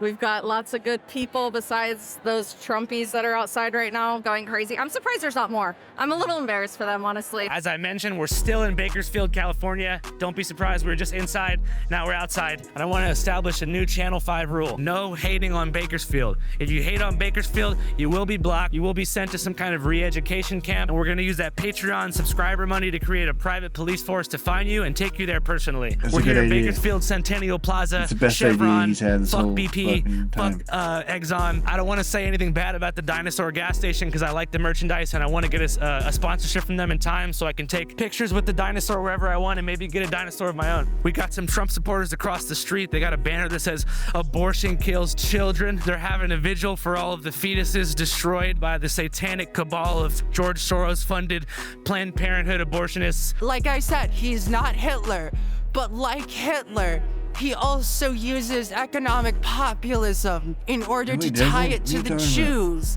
Like with George Soros, when they claim that George Soros is secretly funding everything, like Hitler once claimed. Do you know George Soros owns Hot Ones now? Really? Yeah, isn't that weird? He's just another rich person who's like vaguely left-leaning. I don't hate him, but I don't support him. It's sort of like a very neutral relationship, like, yes, thank you for supporting the party, the Democrats and such. You could be doing more. Yeah. Who do you think is the true enemy? Oligarchs like Donald Trump and Elon Musk and every hedge fund manager, every Wall Street stock analyst who only took into account the total financial value that their actions would bring them, and not the wider effect that it would have on Americans. Best Mexican spot in Bakersfield. Tacos de Huicho. It's off of Union Avenue. It's like this small little spot. It's not the best area of town, but it's fine. You might see a prostitute or two walk by while you're eating your tacos, but it's good. They're really good. And the salsa bar is good too. You can get as much salsa and toppings as you want. I was at a 7-Eleven on the east side one time. Yeah. I saw a dude in a Raiders jersey rap battling a ghost. No way. You know what I mean? That checks And then the out. ghost Like, won. that makes sense. I'm not surprised. While I was midway through filming at the event, I found something I'd been desperately searching for quite some time, which is an educated primary source to provide some input for my first environmental piece that I've been working on for the past 4 months, which is about the rapidly deteriorating situation at California's Salton Sea, an allegedly toxic man-made body of water that is currently drying up as a result of a few factors. When I came here in 2008, this was all underwater. Thankfully, the gentleman I was interviewing was actually a progressive congressional candidate with a ton of information about the situation at hand. So I'm running for Congress in District 23, where Yucca Valley, Victorville, Redlands, Big Bear are. What can you tell us about the ecological situation happening right now with the Salton Sea? My background is actually an environmental scientist. I worked at NOAA before I started the distillery, and the Salton Sea has been one of my favorite places to go for solitude and relaxation, going to the slabs, going to the hot springs near there. It's just a beautiful, serene environment. Right now, the sea isn't draining, and it's evaporating and causing serious environmental hazards from agricultural runoff that gets into the soil, then the dust blows around as the water dissipates. So we need to find some kind of strategy to mitigate those environmental impacts. They can save it if they want to. All of those toxins at the bottom of the lake floor, like while the water is on top of it, it's fine. And if they bring the water back, and a problem. But as the lake dries up, it's released into the air, and it's going to be such a huge disaster. It's not just going to affect us here in Bombay Beach. As the Salton Sea dries up, it's going to affect LA. It's going to affect like Palm Springs. All them old people, they're going to be dead. Nobody's going to be able to fucking breathe. Lithium mining, if it's done responsibly, could potentially be that strategy. I'm not sure that the way it's going to be gone about right now is going to be in the way that's going to best protect the populations that do actually live there. A lot of people don't realize that folks live around the Salton Sea still. Yeah, we're doing a documentary right now about the Bombay Beach community, and they have the highest rate of asthma of anywhere else in California because of the silt that's coming from the basin of the Salton Sea and drifting into the air. Here's a preview of our new documentary, Save the Salton Sea, which is available right now exclusively on our Patreon at www.patreon.com/channel5. Yeah, I'm Kevin here at Bombay Beach. Until 2017, I was a software developer. Like what's happening to a lot of people in the tech community now, layoffs left and right. I got laid off. And by that time, though, I was like, photography is more my passion. I got tired of the whole corporate bullshit and all that, where one minute they want you and then next, minute they're laying off a bunch of people that are like, fuck you, and then they're begging for, I wasn't meant to work in a windowless cubicle all day. And yeah, this is my home. I am Cornholio. I need TV for my Bible. My name's James Raymond DeCourcy. I've been here since 1988. I did 9 years, 8 months, and 23 days in Folsom State Prison. I had my 18th birthday in Folsom State Prison. I was still on parole when I moved out here to Bombay Beach. There was a guy I met in there that had 16 life sentences, and he ended up in Folsom when he was 14, which was back in the 30s. George Soros, right? And when I went, he asked me if they were still riding horses and driving buggies, and I went, what? He goes, what are they doing now? I said, oh, they're driving cars. He looked at me and goes, what's a car? Hi, Mark, how you doing? I don't know, it all depends on if they can save the sea. My name is Sonia Herbert, and off and on I've been here since 1974. They don't care about saving the sea, and it's a beautiful area. And the people that have the power to do anything have never been here. They've never walked along the beach and seen the beauty. My name is Tala. I worked for the Department of Defense for 19 years. I was a financial analyst. And then COVID happened. Then they wanted us to get vaccinated, and that was a big problem for me. The only way the Salton Sea is going to get refilled is to build, a canal connecting it to the ocean. The trouble is that's not the only thing. They're also going to have to desalinate the water. And the trouble is desalination uses a lot of energy. There's a reason why LA and San Diego aren't doing desalination on a large scale. Yeah, desal is incredible if we had renewable energy to make it work. Unfortunately, with the current fossil fuel powered grid, desalination is an extremely CO2 intensive process. What I would love to see is a renewable grid where we could use desalination as opposed to depleting our fossil water in reservoirs that are not going to be replenished. Yeah. But we have to take care of the renewable energy piece first. It was never really designed to be an ecologically stable situation, but if I had $1 trillion, I suppose we could build a canal or something so that it could have drainage like it needs and have inflows coming into it. Of course, you need to crack down on all the pollution coming from the agricultural industries. But what I would love is to find a solution where we can keep the sea intact because it's incredibly beautiful, it's enjoyable for water sports, and it's, like I said, a very, very important wildlife habitat, especially for migratory birds. But it's going to be hard.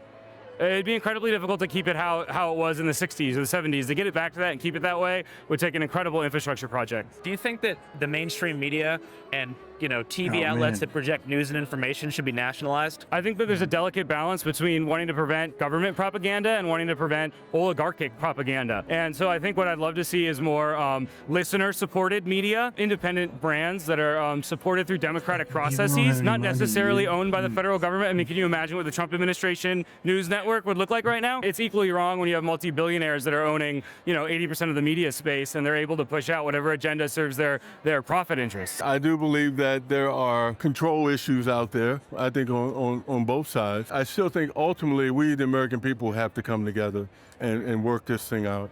And I think blaming this or blaming that is, I don't know how helpful that's going to be, but I think we need to come together and look for solutions. Channel 5 live worldwide, Hollywood and Vine. Fuck the authority, Channel 5 News. Channel 55. We don't fuck with custers, and 5 is the best number.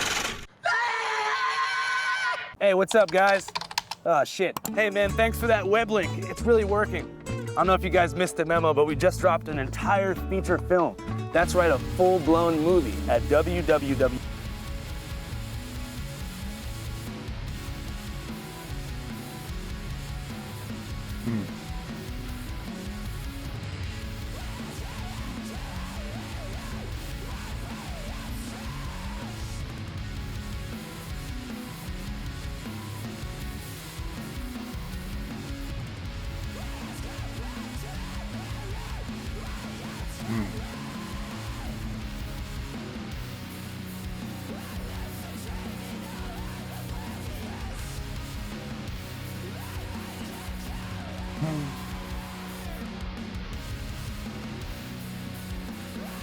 Pritzker, huh?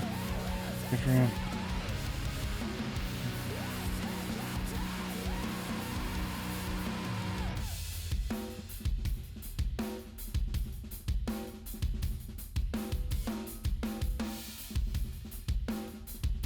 Oh, yeah, I forgot. What was it?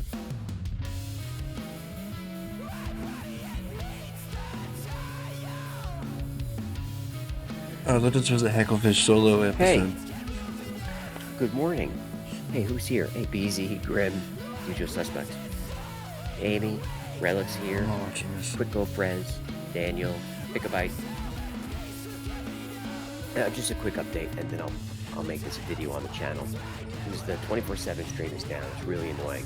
The issue is the internet here in the office. It's killing us in every regard. So I want to put the stream back right now, but I can't troubleshoot the network with all that traffic. So I'm thinking I can maybe put it on a backup network that I have here. It's not as fast, but then the stream will be there. Or just keep it down. MH370 solved. And then I'll just I'm gonna set up the live stream on like Amazon Web Services or Google Cloud or something, so it'll just always work. You're welcome, Jennifer. So what do you think about that? Can we go without it for the day? I mean, I don't mind giving it a shot on the other network. But it could be a little bit janky. Right, I'm just gonna go. Metamucil has made my life complete, says David.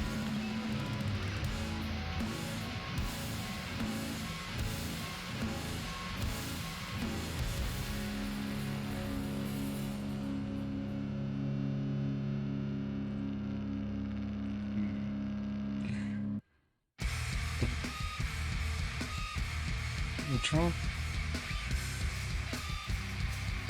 Pooler did it? I thought it was Israel.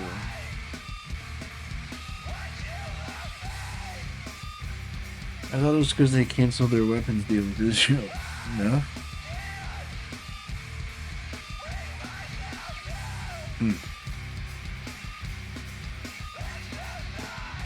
I heard it was because they pissed off Echofish. Pooler did it? Why would Pooler do it? Portugal?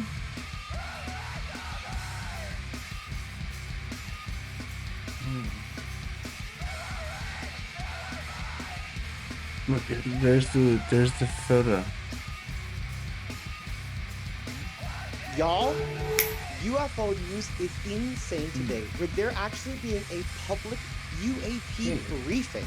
And Representative Luna was there, and she said that this is a bipartisan and bicameral support.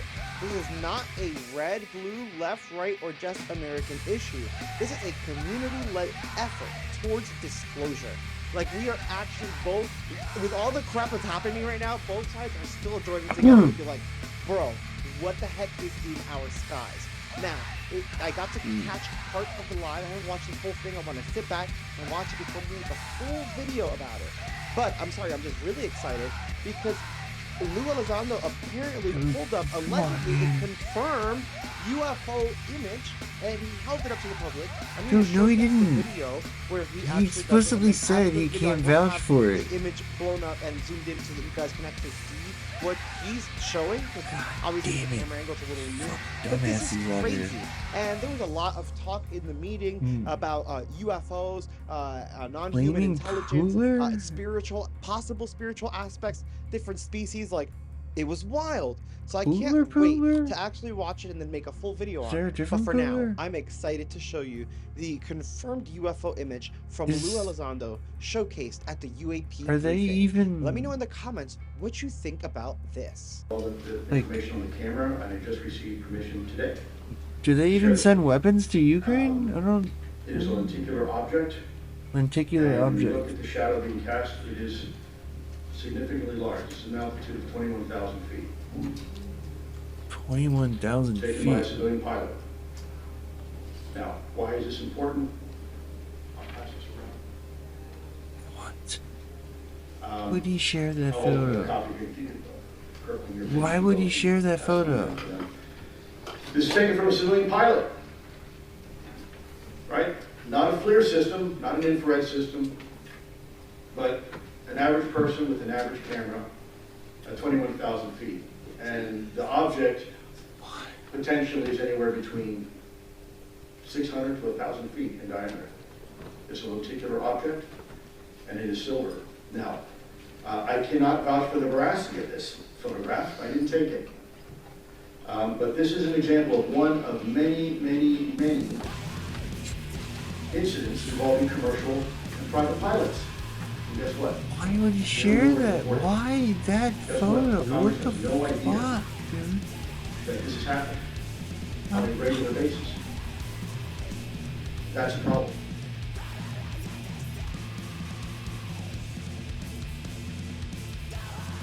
Now I find it fascinating because you can actually see its shadow, and so over the light you can see how big it is. Like, this thing must be massive. And right now there's a lot of debate on it. Of course, it just came out. I don't Skeptics know. are saying that it's something that. I mean, I don't know. I don't know.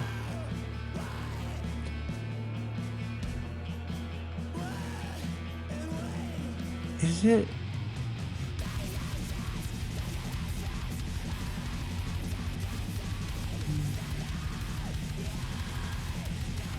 I mean, wouldn't there be, like, wouldn't this road continue on over it?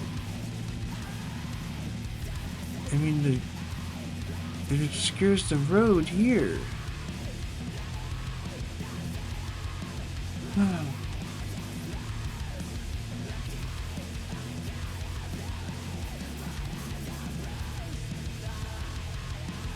No, I don't know. If here it looks like it does head right into it, huh?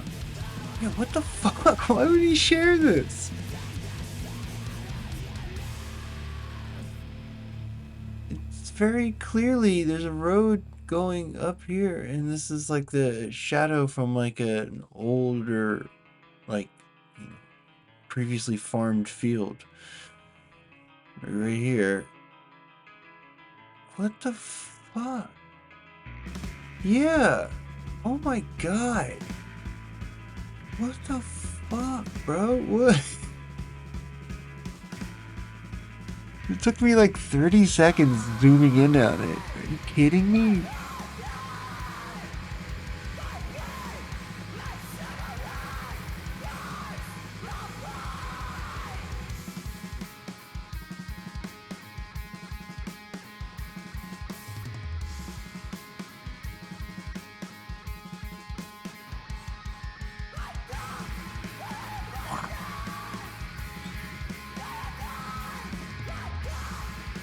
You can very clearly see this is a road right here.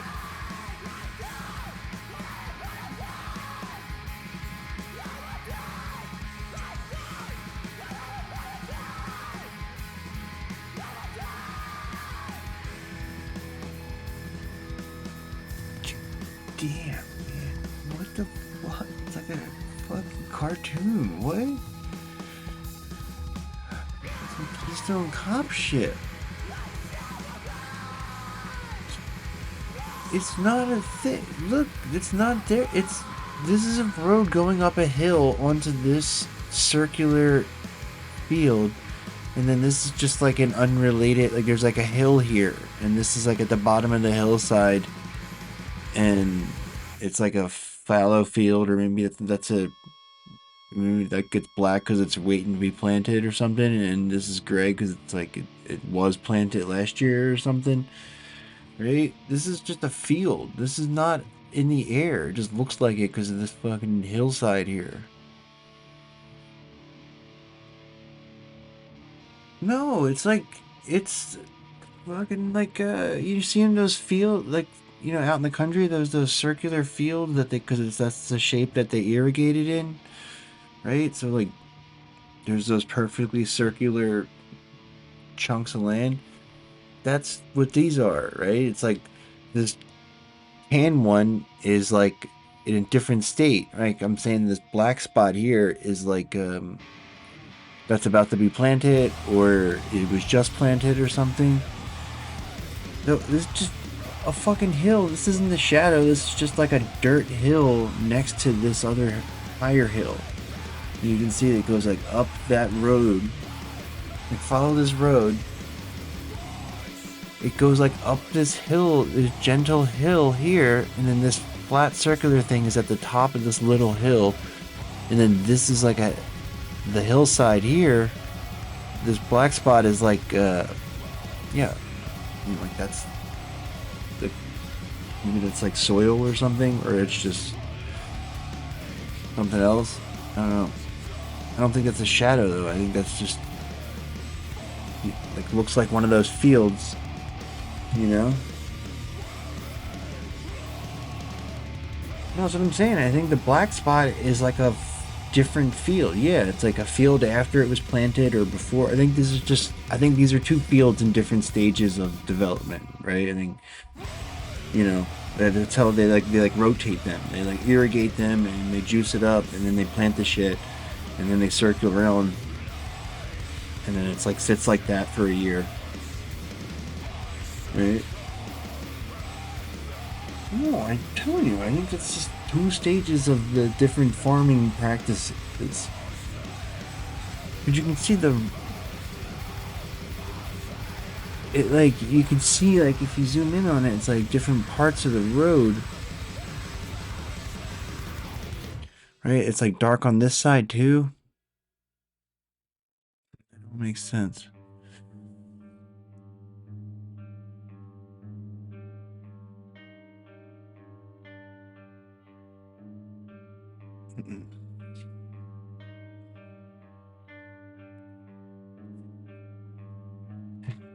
Yeah, if you lean back, it looks like a fucking field, a dark field.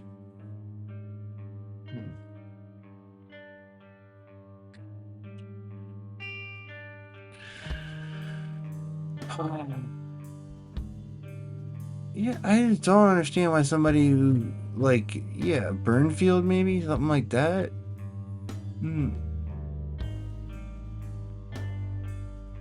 Yeah, the same shape and size too, exactly. I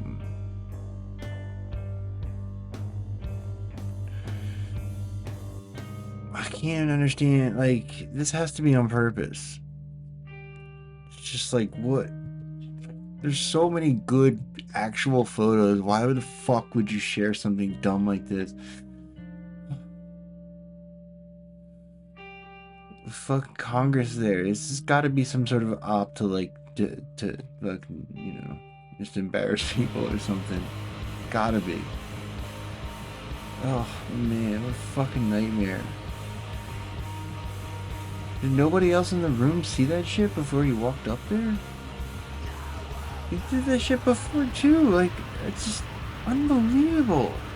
Like, this fucking guy was like looking at photos and shit and being like, oh, these are fucking UFOs. Unbelievable.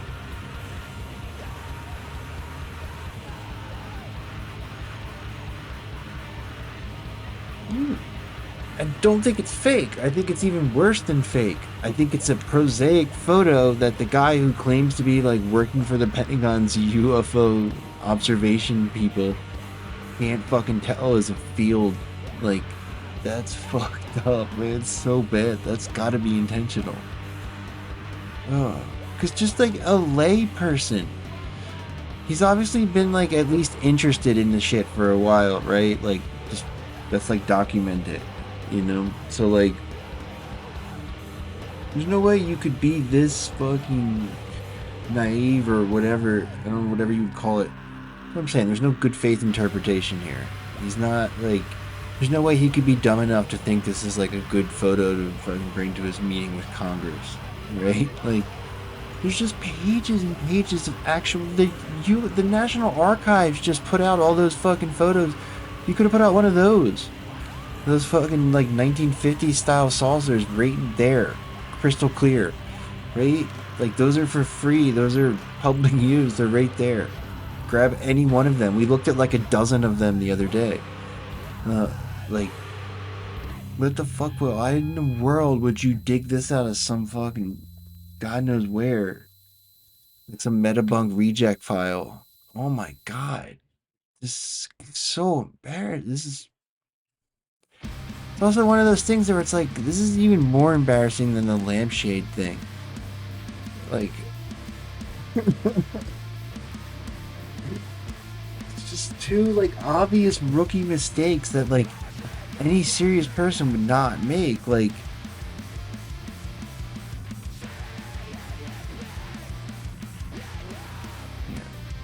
this should be, like, this should be the death knell for this asshole. Traditional, but the picture's blurred. But the representatives that were there actually believe in this, and there's talk about more corroborating evidence. Hopefully we see videos soon. I think it's spectacular. Even if in some point in the future this is debunked or proven real, the fact that we're... Come on, man, that's a fucking lame take, dude. Think about what the... I'm just... Makes me feel like we are actually pushing towards disclosure, and maybe... No, dude, think about give the... a crap enough to give it to us. Another thing about the image is that it reminds me of the image I shared yesterday from the whistleblower leaking the picture, and a lot of you guys in the comments were asking what it's a source. Who is That's not what he... You didn't leak that. That didn't come out. No, it didn't. Below. I said that in the last video, and I honestly completely That's forgot. not where that came from at all. Now, and it'll be linked in the He said he told a story about a black triangle, but I don't think he brought a picture, no. Sound off in the comments. What do you think about these pictures? Do you think they're finally... I saw somebody posted Grok's take, and Grok was like, I don't know, you know, who knows? He was like, you know, there's pros and there's cons.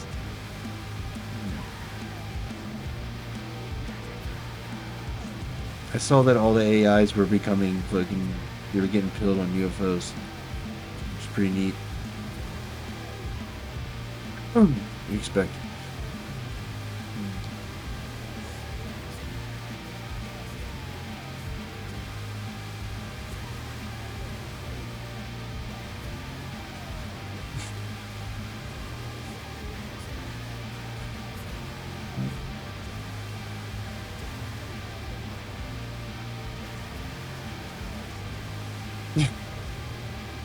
Yeah, it means like this, exactly.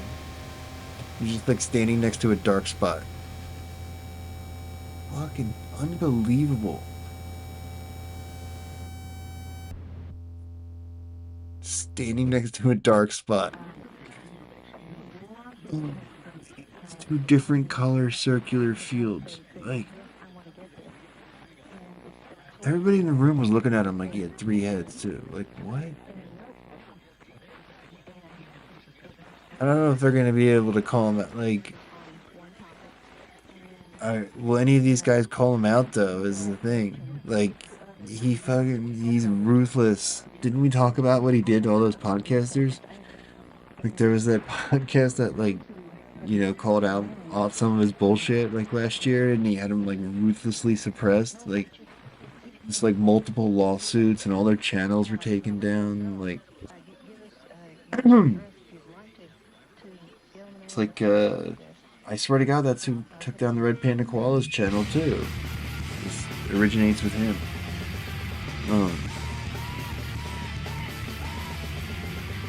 This Matt Ford guy. He's smart enough. He knows better, man. Plato does, too, but also, I don't know. I can't see any of these guys are going to do it. I mean, Quirk, maybe? Chode? Dude. We gotta get Chubb to fucking own up to this. It really fucks with all of his takes. Alright, welcome to a very special episode of Cosmic Road, where we are joined once again by friend of the channel, John Stewart. Welcome to the show, John. Thank you, Jack. Thank you for having me. Another short one. So I will definitely make it quick for your viewers. Okay, that's great. The last video was amazing. The response to that was incredible. We even had some big channels like Cast Precise that had to talk about that. So yeah, thank you so much for that awesome scoop. I can't wait to see what the update is on this. Yeah, you know, trying to be a good journalist, trying to be a good investigative reporter, which means no matter what you're told, keep going. And that is really benefited me on the alien interview investigation. And I got a couple of emails Why is he wearing from a suit people, like that? you know, Just fake, obvious to fake ask, background. like some follow-up questions and whatnot. And I said, okay, I was You told should get sent to this Gitmo for last week. doing I hoaxes am gonna call my corporate friend or debunking. one more time. Both of them. Gitmo. Ask him and Jack. I sent for everyone out there. I sent Jack the It's gonna text be message or the the law. WhatsApp message to this person saying, well, look, one last time. No hoaxing and no Is your friend debunkings. 1,000% sure that the officers have not gone back to work, or just the one officer that he is communicating with?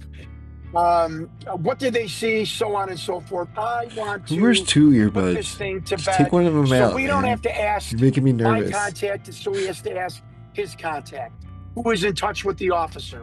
Is that makes sense? And I'm glad I did, because I got some really interesting information. So.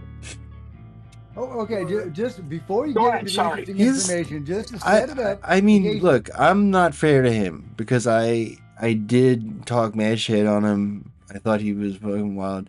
When I actually listened to him explain why he thinks that alien video is real, he's got a lot of really good points he brings up, and you know he's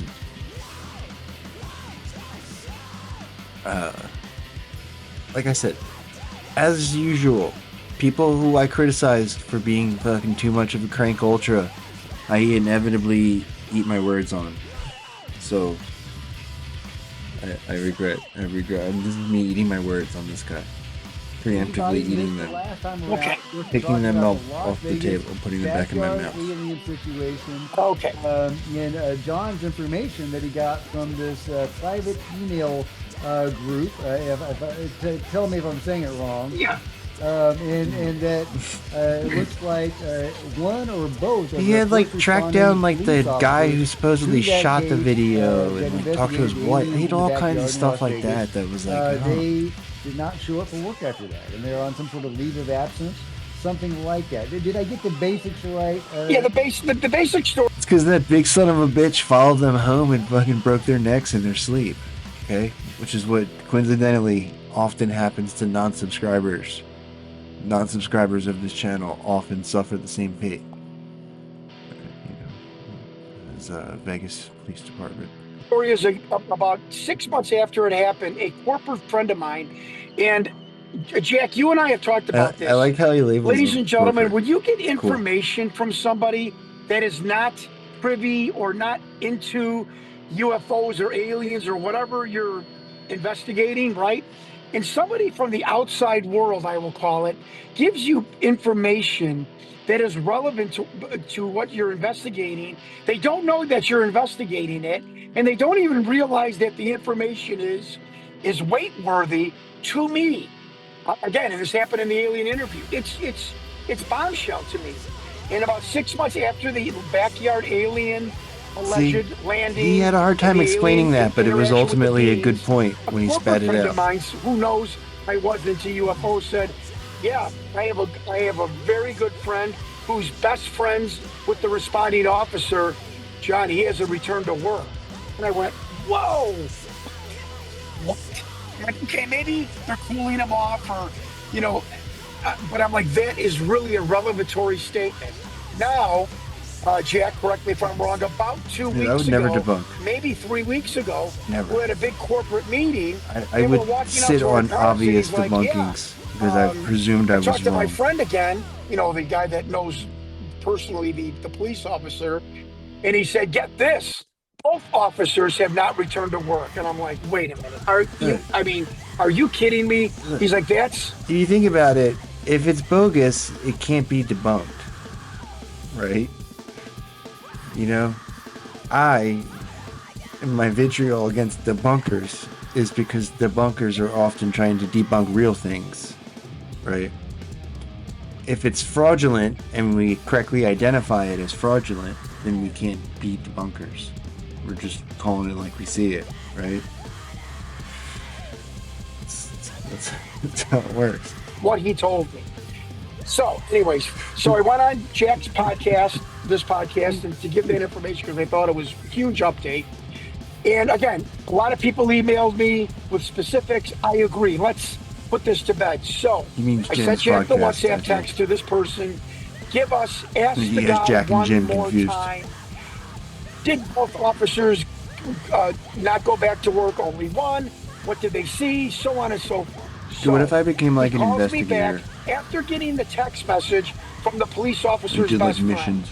And the police officer's best friend, one of his best friends, let's give it loose. Let's correctly label it loosely. Just What in if I case tracked we're down wrong. this guy? Did like a stakeout One in of the front police of his officer's house. best friend told my corporate friend that See if he was meeting with any responding debunkers. officer that you hear did not go back to work still to this day. Not saying he was fired, not saying he's not on a leave, that he's not getting paid. And then he That's the goes, scoop. I already had other that scoop. officer Where's the in the new car scoop? then started to walk around the neighborhood, and the officer that was in the car on the street walking around the neighborhood, which is typical tactical police, good follow-up work, said he legitimately saw Dude, that 3 10-foot distinct alien definitely shadows strangled him. in the neighborhood, whether it was crossing the street, in the backyard, in front of a house, getting a cappuccino, I don't know. But he definitely saw 3 distinct shadows. This was Those the officer fucking things in are so the big. Yeah, they who definitely went got out his to ass. comb the neighborhood. Yeah, he lives in nightmare I said, world this now. is, go ahead. These are unusual shadows, apparently. These are not. Yes. They're not shadow of a shit. tree or something. This is night anyway. So Yes. We saw them. For the third Those are time, not yes, Jack, great point. I want to Shadows tell of people, what? whether you believe Shadows this or of not, not fourth-dimensional believe it or not, demons. but who do we believe, which you'll hear at the end of this, my spiel here, is that for the third time, the police officer told his best friend, I saw the holographic beings, principle. not human beings, beings, period. So, now, so we're talking, he said, okay, We got beings, y'all. my friend's best friend, the first responding officer, has not gone back to work, still getting paid leave, whatever you want to call it, completely still freaked out. See, now I'm doing the two The earphones. officer thing, in the car, and he said, a lot of the Las Vegas I've been cops with- thinks he's a weirdo anyways, or weird, or, hey, we're all flaky, I'm right? gonna rate out, and then I'm really He said interested that in this he now. did go back to work, but he is still affected, still is, Loopy? Obviously, you're seeing ghosts, basically, or shadows. Went back to work, but mean still they're real, definitely though. mentally affected by it. Weirded out. That's what I keep getting They're told. not shadows. Get this one. They're He said that scary the as hell, man. prevailing Can you sentiment imagine being in the tormented Las like Vegas that? Police Department is like a gag order. Like, don't talk about it. If you go down this road, you're going to expect trouble. Like just a really dark blanket over the Las Vegas Police Department. Really? Like a weird That's interesting. vibe. He told Wow. his friend who told my corporate friend who told me a weird vibe in the police in the That's police interesting, department. dude. all That's because gonna of be this our incident. secret weapon. So, Our secret weapon. I want to be a good investigator because I. Yeah, good job, dude. Yeah, that's helpful actually. Crank shit. Good way to sow division amongst the po. Keep that in mind. Yeah. Now I have contacted you. I mean, I'm it laughing makes because I sense, don't right? think- Isn't he a paralegal or something? Or he's an investigator for a law firm, right? He's wearing a tie like that. I think he works for a law firm in some sense. So that kind of makes sense. If he works for a corporate law firm, right? They fuck with the cops like, yeah, nonstop. There's like always, when I worked at the law firm, there's fucking cops in and out every day. They weren't wearing uniforms, but you could tell. They look like thumbs. He likes me very much. Or he's No, I think he was a professional wrestler, right? The obvious fake background. But still the shirt and tie though. But yeah, he was a wrestler, I think, right? I don't know where he's from, but I think he was like I think he was like WWF, like WWE, like, or maybe, I don't know, maybe like the level below that or something. I don't know, I forget. I've seen him referred to as like state champion or something, you know. I think he was like one of those guys. And folks, you want me to be honest with you, right? So I'm getting a little deeper. But George Knapp, it just seems like he's very irascible with me. Maybe it's because he's an old school journalist or TV reporter. He just doesn't seem to enjoy my emails very much, or he gets exasperated with me easily. I'm just being very honest. But he does respond very quickly to my emails, and I respect him for that. So I wrote George Knapp a long dissertation, not long, but a paragraph dissertation of what I told all of you on Cosmic Road, the new conversation that I had, and I would like to read you George Knapp's email reply, which I got within 10 minutes. Yeah, So, Jack, cool. would you like me to read it? All right, yeah. It's gonna be bomb. It's gonna be I'm bad. involving George Knapp in this. Okay. John, I spelled my name right, Jon. The officers are not on leave.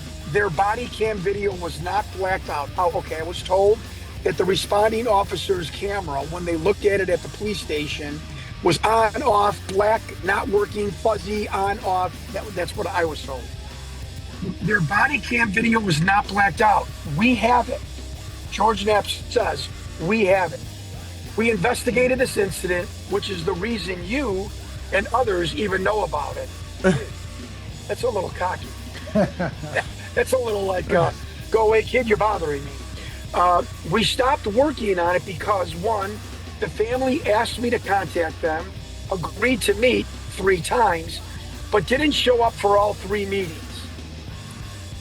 And 2, most importantly, they flat out lied about pieces of information which they claimed were related to the encounter. No, but they the most video certainly is were all not that better. related.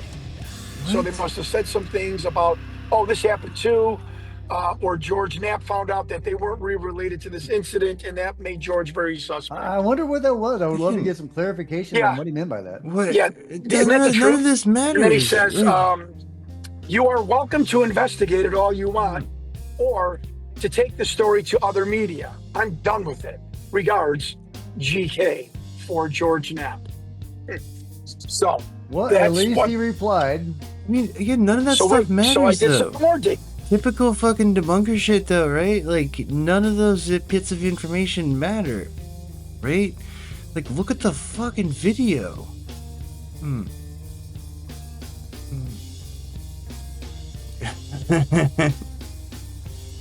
Nice. So I'm not even going to say who this person is. I mean, you don't know. He is not known in the UFO world, and I'm not even going to say his occupation or what he did. But I brought this up, like he's almost like a wise man on the hill. Probably a lot in the alien investigation. No, it's not Rick Doty. But I gave him the whole ball of wax, the testimony, my corporate friend, what George Knapp said. This is interesting. And I was stenography. I was typing it as he was talking to me. It's a very dialed in intel insider, I guess. Okay, this is his summation. Number 1, Knapp may be telling the truth, but not the whole story. George Knapp is a veteran journalist with deep ties to intelligence, law enforcement, and high clearance whistleblowers. If he says the officers are back to work and he saw the body cam, that's likely factually true.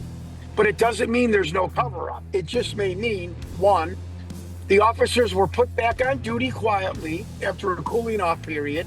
2, the body cam footage he saw was sanitized. That's interesting.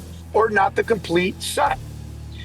3, he's limiting what he reveals publicly to protect sources or due to pressure. Number 2, this guy's good.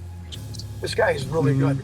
Number 2, the family's silence could be fear-based, not dismissive. If the family blew off 3 interviews, it doesn't necessarily mean they weren't truthful. Consider this. I think they probably had fucking people threatening them. Yeah. They may have experienced ridicule, threats, or media trauma. They may be culturally or personally hesitant to deal with the media or authorities long term. Number 3, the intel discussions you witnessed could still be valid. If you saw or heard U.S. government intelligence operatives discussing this case, I did read an email, a screenshot of American United States government intelligence operatives discussing this with retired intelligence operatives. Okay. If you heard or saw U.S. government intelligence operatives discussing this case, that adds a layer NAP might not have access to or may not be ready to acknowledge. I mean, here's how this fits. Intel chatter doesn't... Nap just stated, like, look, it wasn't worth my time. Like, it was a hassle. Like, I initially got the tip, went, and the people didn't want to fucking do the interview. Or, you know, it was a pain in the ass to do an interview with them, and it wasn't much to investigate. Like, I think he's just fucking big dicking him here with his, like, oh, those cops are back at work, and the body cam footage. I think he probably saw some of the body cam footage, and some of it looked like that. Like, there's no way, like, all the times that, like, Quirk has been calling them and pestering them about that body cam footage, there's no way they wouldn't let him see it if it was just fucking, you know, like, grainy and shit like that. Also, I never really trusted Nap. I mean, you know, not that he, like, he could, you know. Look, I also think it could just be plausible, like, it could just be, like, a case that he doesn't want to investigate, like, it could just be, like I said, not worth the effort, like, you know, he's got, you know, like, whistleblowers and shit calling him all the time, right, like, plus, like, it's complicated, right, because it's like, you gotta there's a lot of takeaways from that case. If you see Quirk's videos, you can actually see the shit that's going on in the videos, because, again, took me a while. Like, I thought the same thing that George Knapp just said. I thought the family was shady and it wasn't really that interesting. There wasn't really a whole lot going on. And then when Quirk started fucking looking at those videos, I can't really explain it. Like, I cannot see that being fake. It's too fucking weird to fake. And I mean, I don't know. I don't think that's like pareidolia. Like, I don't, you know, like, I don't think it works that way. Then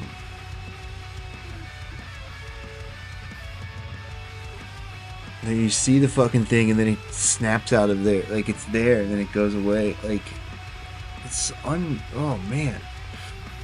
I've never seen a fake anything like that, right? I think it would be a very weird video to fake, and nothing about that kid struck me as somebody who was like, oh, I'm gonna fake it, and then it's more like he was like, I'm gonna put out a UFO channel because I'm gonna investigate the UFO incident my family had, and like, you know, try to get to the bottom of it because it was creepy. I don't see you. Why the fuck? Who would call the cops?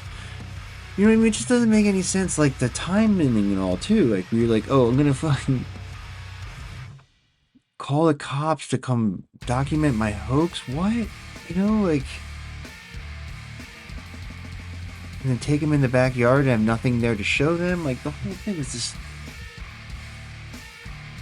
I mean, it's a very bizarre incident.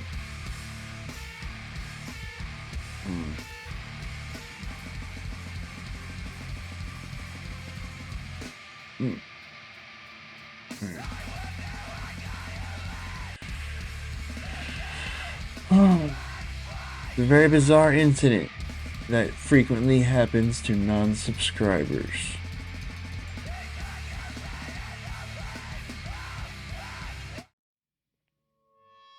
You should prevent that and subscribe. Worth it.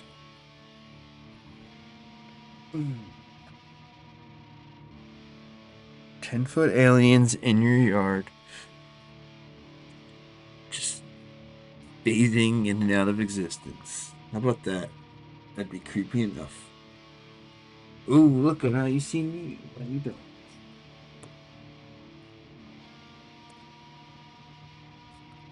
Just doing a little phasing. Like, oh, zap, zap. Face.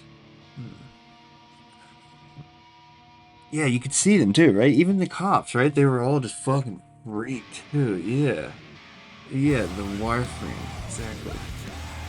Oh. you can see the thing poking over the fence, like, ain't no shadow. It's the shadow of a fifth dimensional being, not a shadow of something on our plane of existence.